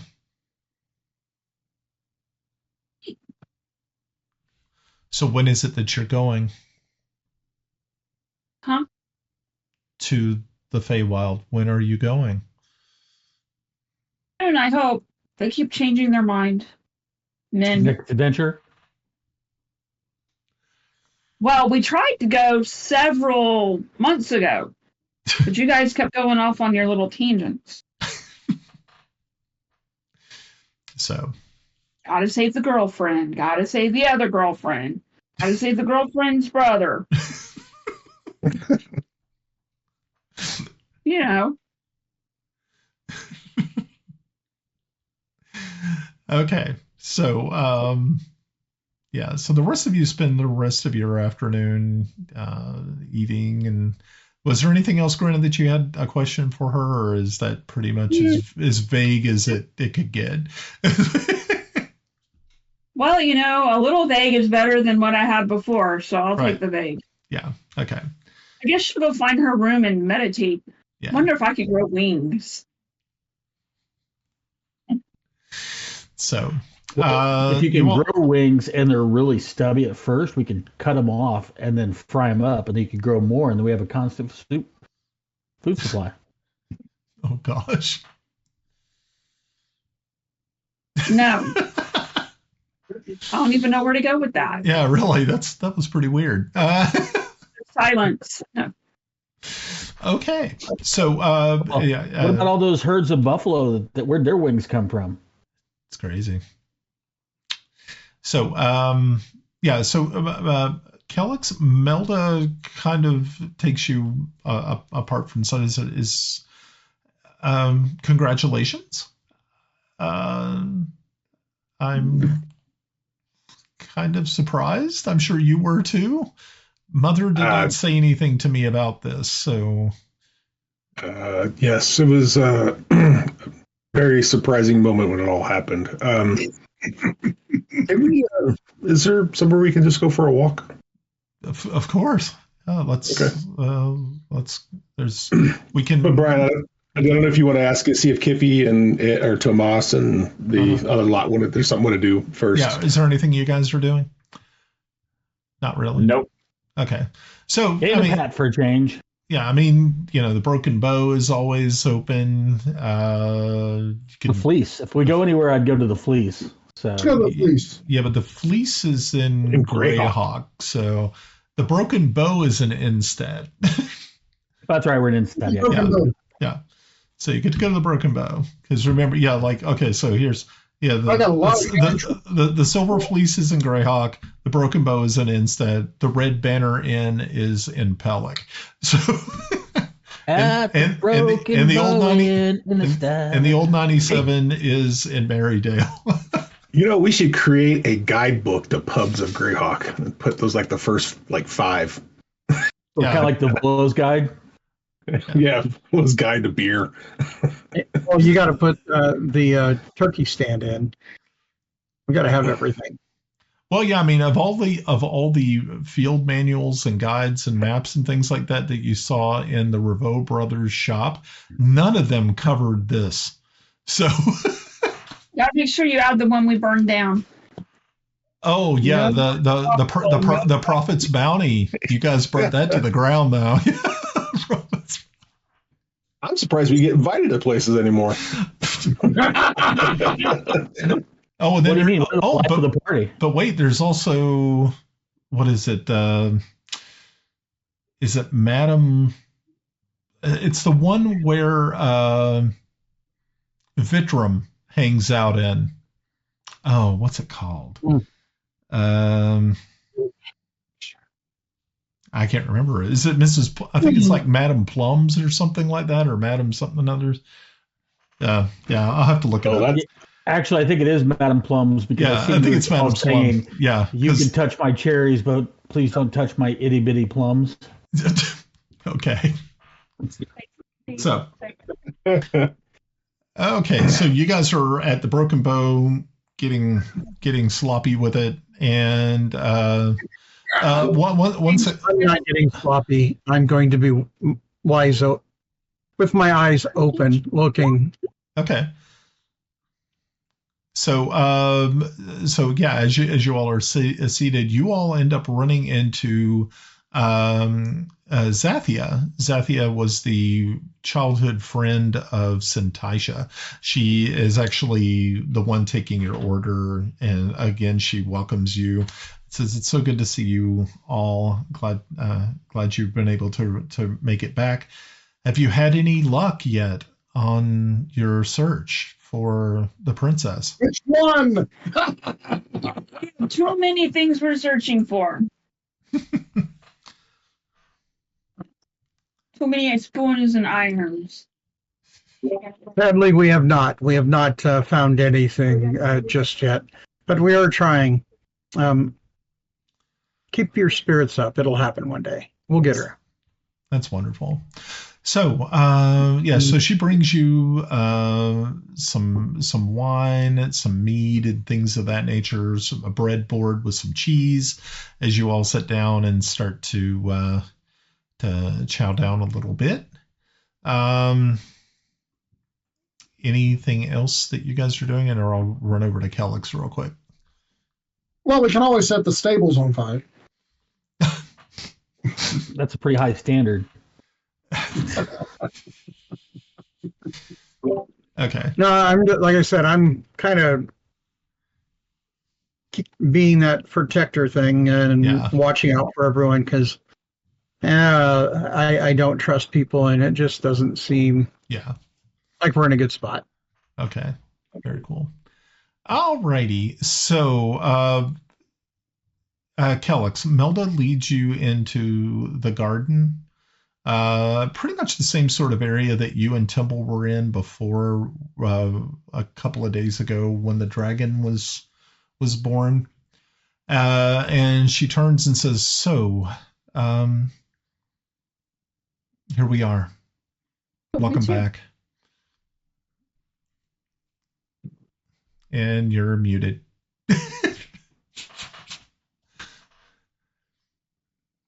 And he's still muted. This is the best thing that's ever happened to us. I know, it's been good. Wow. Okay. Let's try that again. Okay. So it's good to be back. I take her hand and I just kind of follow the path along through the garden. Mm-hmm. And I just want to apologize. I know when I've been, lately, the last, I don't know, how long has it been? A week since? It's been a week since I died? It's been about a week. Yeah. It's been about a week. So I know the last week when I have been here, I haven't been here. I've been maybe a little distant.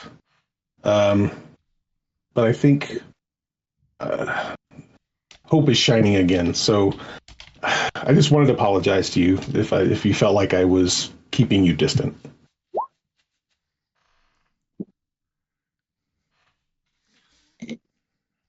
Okay. Just continue walking. Yeah. And give me a perception check. All right.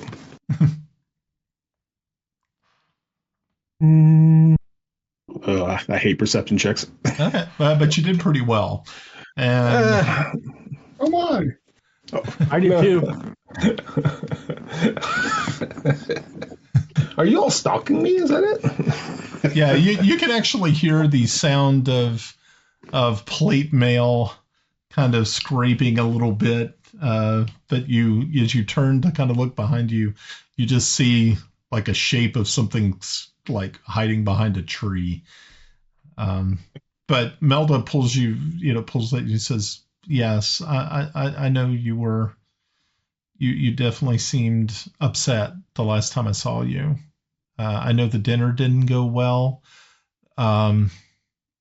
Mother was not pleased. She had a talking with me afterwards. Not about you. She was able to understand that you were not the one who had made the farting noise. You could see she just. And there's like a revelation on his face. Wait a minute, that wasn't me. No,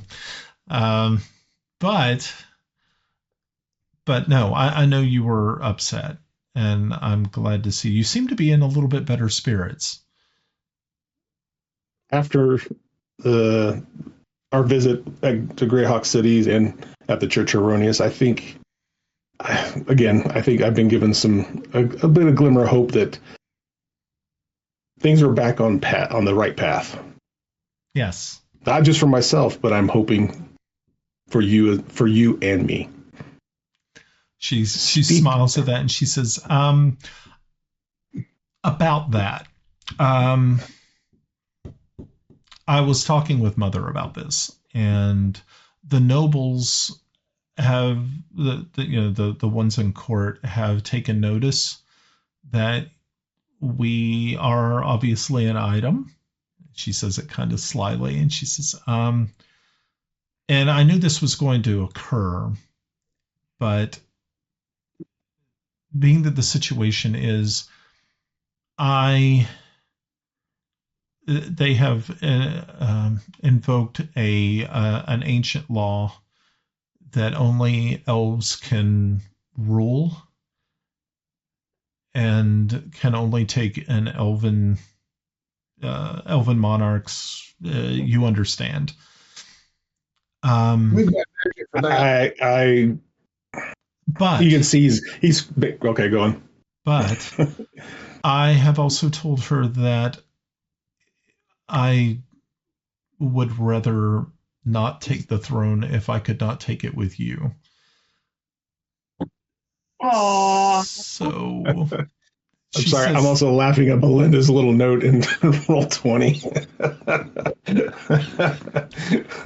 And so she says, so we have definitely, we talked about this, but unfortunately it leaves me in a bit of a bind that Asenath is a part of the prophecy. And with Asenath being part of the prophecy, she is no longer eligible to take the throne. So we're at a hard point. I can't take the throne. I don't want to take the throne. But Asenath can't either. So I know that it has been speculated that Sintaisha she would be the only one left. This does not make Mother happy. And Grandmother is also not pleased with this knowledge. I mean, so far, Sintaisha has not returned, and she has not caused any trouble recently. But I just wanted to let you know what the situation was. I mean, don't think that Mother and Grandmother don't think the world of you. They do, but they are being pressured by the nobles to keep to the law, and I understand that. I do as well. I totally understand the meaning of duty, right? Of course. I'm glad. I'm glad you understand. I figured you would.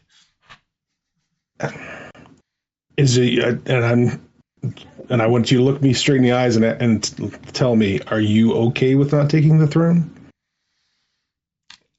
If you remember when you met me, I was just a traveler walking through the woods that decided to shoot a couple of arrows at some giants. This is while this place is wonderful and I'm glad to be surrounded by family, I would rather be fighting alongside you and your friends than to be trapped here on a throne of roses. You can see that she's well played. Yeah. Well, we're playing. Oh, God.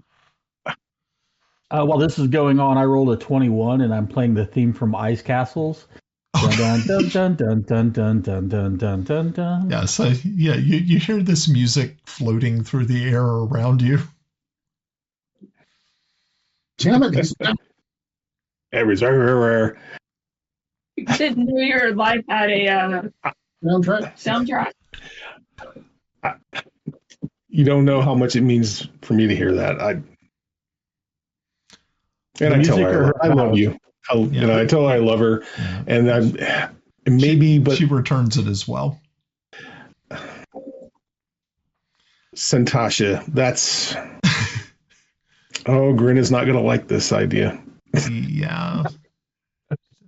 So what if we were to? But obviously, there's something wrong with Santasha. Yeah, she's quite dangerous. I mean, obviously not as dangerous as what you just came across in Xive, but I think, though, you have time. I don't think you have to worry about finding Santasha now. Okay. I know that Grenna, she needs to find herself.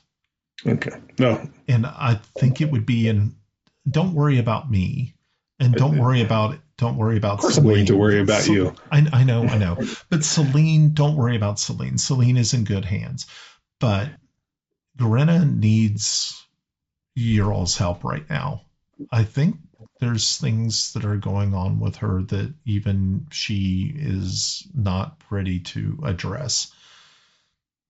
It's your caring, compassion, understanding is one of the things I do love about you. And that's really weird saying it because I know the DM's a guy. So that's hey, we're role playing here, kids. Role playing. Yeah, but there are limits. Trust me. Well, that's why we do the fade to black. Fade to black. And I'm sure we always do fade to black. Fade to black. And I'm sure, and Grenna would very much appreciate that. The one concern I have is if going to the Feywild, I've heard the tales. Time is not quite is different there. Yeah. So I'm hoping when we come back and our troubles hadn't gotten worse while we were gone. Of course. No, I understand. But that's never going to happen. They're going to get worse. You know they are. I know that. Pav knows that. But Said, well, yeah. And I know you're running out of time because the prophecy has stated that you 5 months. 5 months we have left. Yeah, you eventually will have to travel very far. So this is good. Ooh. I'm glad that you understand, and I'm glad that we were able to find common ground on this. This is wonderful. As she just wraps her arms up, in yours and gives you a big hug, and then we'll do the fade to black thingy. Alrighty. So, you all, Jarn? Chasing Moss Isley. What about Gotta chase down Moss Isley. Okay, he's still in Greyhawk, but okay. I can't chase him down today. Okay. So you all meet back a little bit before dinner at the throne room again, but this time there are only just the royal family is there. You see that the Queen, Shira, Asenath, Melda, of course, are there at the throne. You all step forward once again. And the Queen rises and says, again, even though I can't really consider you my champions because you are not of my realm, I do consider you extremely special. And I have been working. We are the guardians of Greyhawk, milady. I have been pulling some strings and talking with some people, and have found that I think it would be right of me to reward you in some way. I know that titles are not what you. I can't give you land here, for you are not elves. But I can give you gifts, and I want each of you to have something. As a matter of fact, I know that Jarn, you have already received something. Kelex, you have received something very important. But the rest of you seem to have. I didn't want you to escape without knowing how much the crown of Celene appreciates your hard work. She immediately turns and looks over to Asenath, who walks down the stairs, and she's carrying a box that's probably about like this big. It's probably about a little over a foot long or something like that. And she walks over to you, Timble, and hands you this box. And the queen's and she steps back onto the by the throne and says that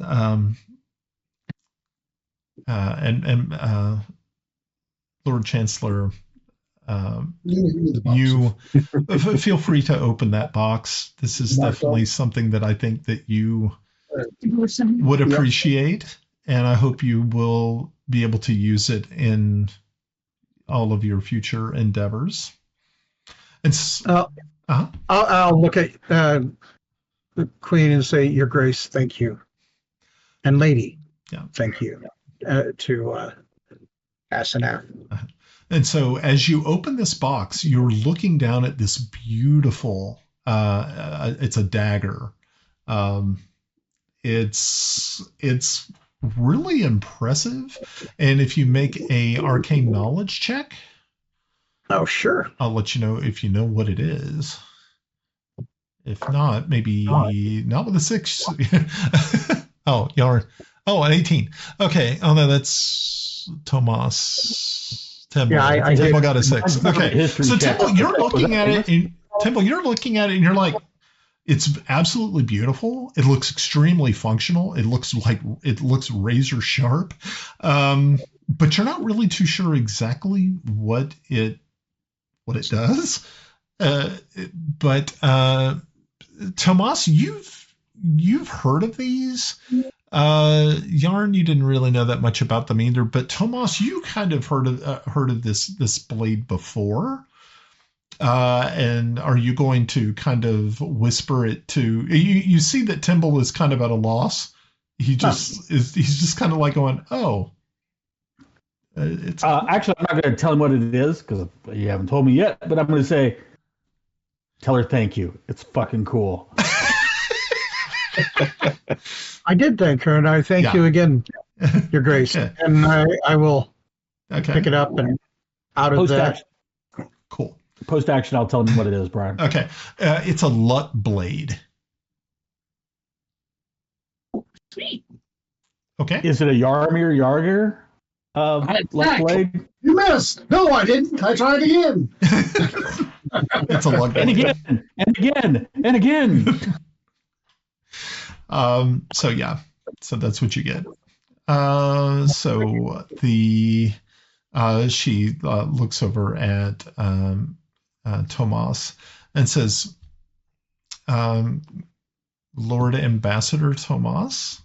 And then she sort of looks over to Melda, who brings out it's a small box, probably about this big.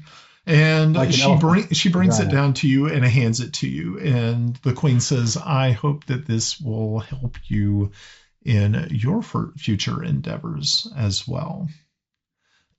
And so you open this thing up, and it is it's a necklace that has a amulet on it, on the necklace. Arcane knowledge check for anybody who happens to know anything. Sorry, I threw a history at it first, so.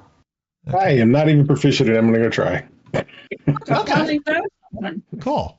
Okay, actually, you did really well. So as you're looking at it, you realize that this is a amulet of protection +2. So it actually, well, it adds +2 to your savings throws. That's cool. Yeah, got that? Got it. It's kind of a cool thing to have. Yeah. I'm just going to point out, guys, notice how he's bumping all our saving throws as we get ready to go into all of our next things. All right, well, these guys need help because their saving throws fucking suck. Well, we really pissed the day off by waiting so long to go, so we're going to need all the luck we can get. Mm-hmm. I think that Holy Avenger is going to help a significant. You're going to go first. Yep. So thank you, Your Grace. Whoosh. So the queen, so you're most welcome. She looks around and she says, "Where's Val?" And just as she says it, the door kind of flies open and you see Val kind of like walk in. He's like, you can tell that he's like late, and he's carrying a pretty long box with him. But it's not really too incredibly long. It's probably about like 4 feet or something like that, 4 feet tall. And you can just see that the queen looks a little bit annoyed. And he walks over and says, Your Majesty, I'm very sorry. I was late, as you can tell. And he just kind of steps back next to Asenath, who just kind of looks up at him and goes like this. One job, dude. He's just looking straight ahead, and she said, the queen says, Mistress Grenna, if you would please accept this token of our gratitude. And Val walks down and he hands you this beautiful wooden box. And you open it up. Inside is an absolutely beautiful bow.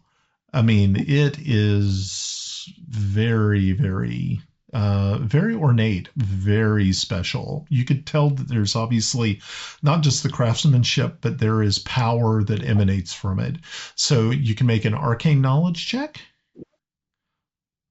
Would probably be the best. Okay. Oh, wow. Actually, everybody did good. How many people did that? Was it like everybody? I'll try at least once. Like I said, Timble didn't know what it was, but everybody else was like, "Hey, it's pretty." Kelex doesn't either. But Grenna, you realize that what you've been handed is an oath bow. Sweet. Yeah, it's pretty cool.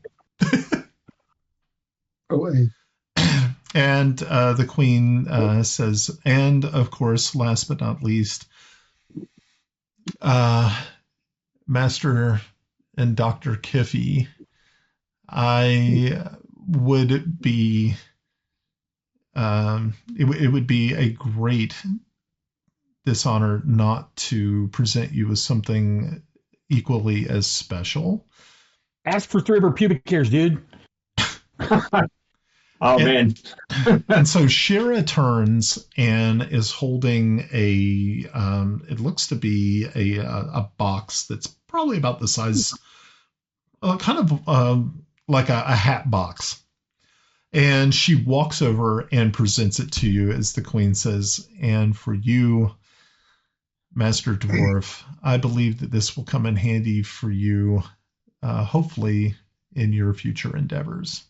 And as you open it up, I need you to make an arcane knowledge check. Okay.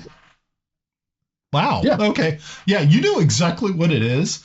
It is, I believe it's called a Helm of Understanding.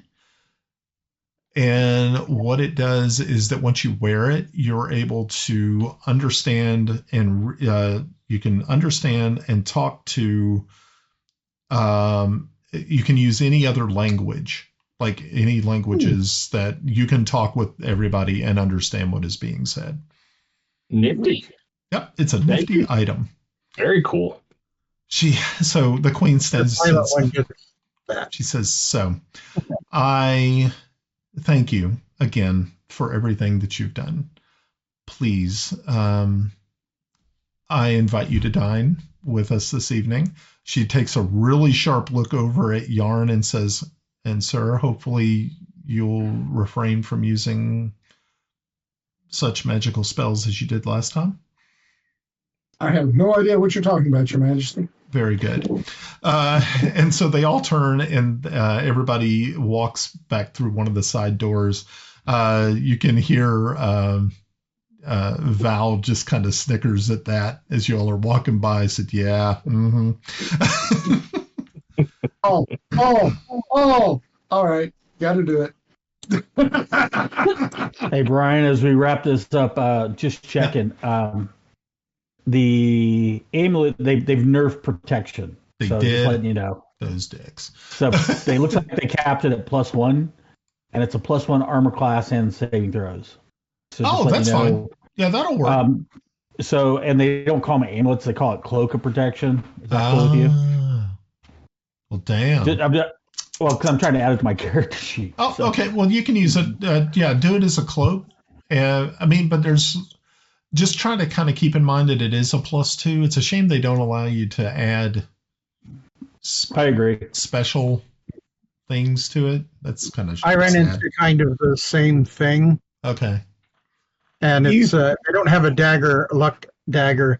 They have like short sword, scimitar, rapier, all the way up to great sword. Okay. I think you can add a custom item. It's just a kind of a pain in the butt. Have a look in D&D Beyond, not in your player character, but in the actual website. Because sometimes people will make these items and then they'll share them so you can use them. Okay. Yeah, so it's got to be. I think it's got to be something he's got to create. That's what I was going to say. So he creates it and adds it to the campaign, and then I could add it to my character. How about this? Because they have that listed, but they have great sword, long sword, rapier, scimitars, and short swords. Do you want a short sword or a rapier? I'd take a rapier first, since that's my main weapon. Okay, so let's do the rapier luck blade, and that is in D&D Beyond. Cool. Okay, good deal. Alrighty. Well, I think this is probably a fine enough place to call it an evening. Sorry you didn't get to do any combat, but it looks like you all have set yourself up for some Feywild travel, hopefully. And we will try to do this again next week, I hope. But thanks, guys, for showing up this evening. I know that it's sometimes hit or miss that we get to play, but I was really glad that you guys got a chance to do it this evening. I did have something else I wanted to add. Did you guys have a good time? Oh, hell yeah. Okay, cool. Yeah, as long as you guys have a good time, I'm fine. That's good. Yeah, I as you kind of figured, it looks like you guys are probably going to get ready to go into, as you can see, that you're probably going into harm's way pretty soon. But that's about normal, kind of part of the course. So good. Yeah. Well, but no, I'm glad you guys had a good time. My thought for chasing Intaro or Mos Eisley earlier, we need a boat. Boats take lead time. So I'm looking to go to the Cold Lands via teleport, setting up the boat, and coming back. Y'all want to go to the Cold Lands? Y'all want to do that first before the Fae? Because it's going to take time. But it shouldn't take a whole session. Well, that's the thing, right? I'm sure we can get boats at port. You just got to throw money at it. Remember? Yeah, but I think if I remember right in the vision, it was like a combination of the Northernlands and Celene, wasn't it? There was something Celene-ish about it. Well, it was covered. It was a covered boat, but it was a Drakkar. Yeah. Was that like it being a Shaka Khan? I think what you were thinking the was depth of your knowledge sometimes scares me. I think what you were thinking of, Kelex, was that there was the flag of Celene that was flying from the top mast. Okay, that makes sense. It was the North boat. Yeah, but the ship itself was definitely of the make of Jarn's people. So it was a Gnome, not a dragon ship. Yeah, it was like a Gnar. Yeah. So because Celene doesn't really have a navy because it's a landlocked country, so it's kind of Did we capture the name of the ship? It'd be interesting if we commission the same ship and then we know we're right there. That's okay. I know the name of the ship. Oh. The Frani Orma. No name. I know its name. No. It's the Frani Orma. The shining worm. Shining worm. That's fitting with our group. It is. Glow, little glowworm, glimmer, glimmer. Oh, God. Alrighty. So, folks watching at home, thank you all very much for checking us out. Make sure to check out our podcast on iTunes and Spotify. Just look for the Mystic Syndicate.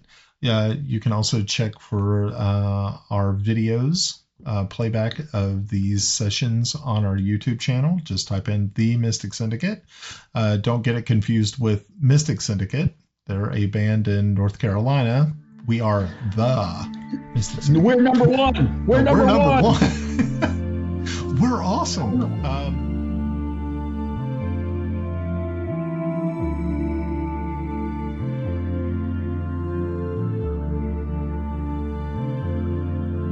The Mystic Syndicate podcast is the creation of independent producer and host Brian Anderson.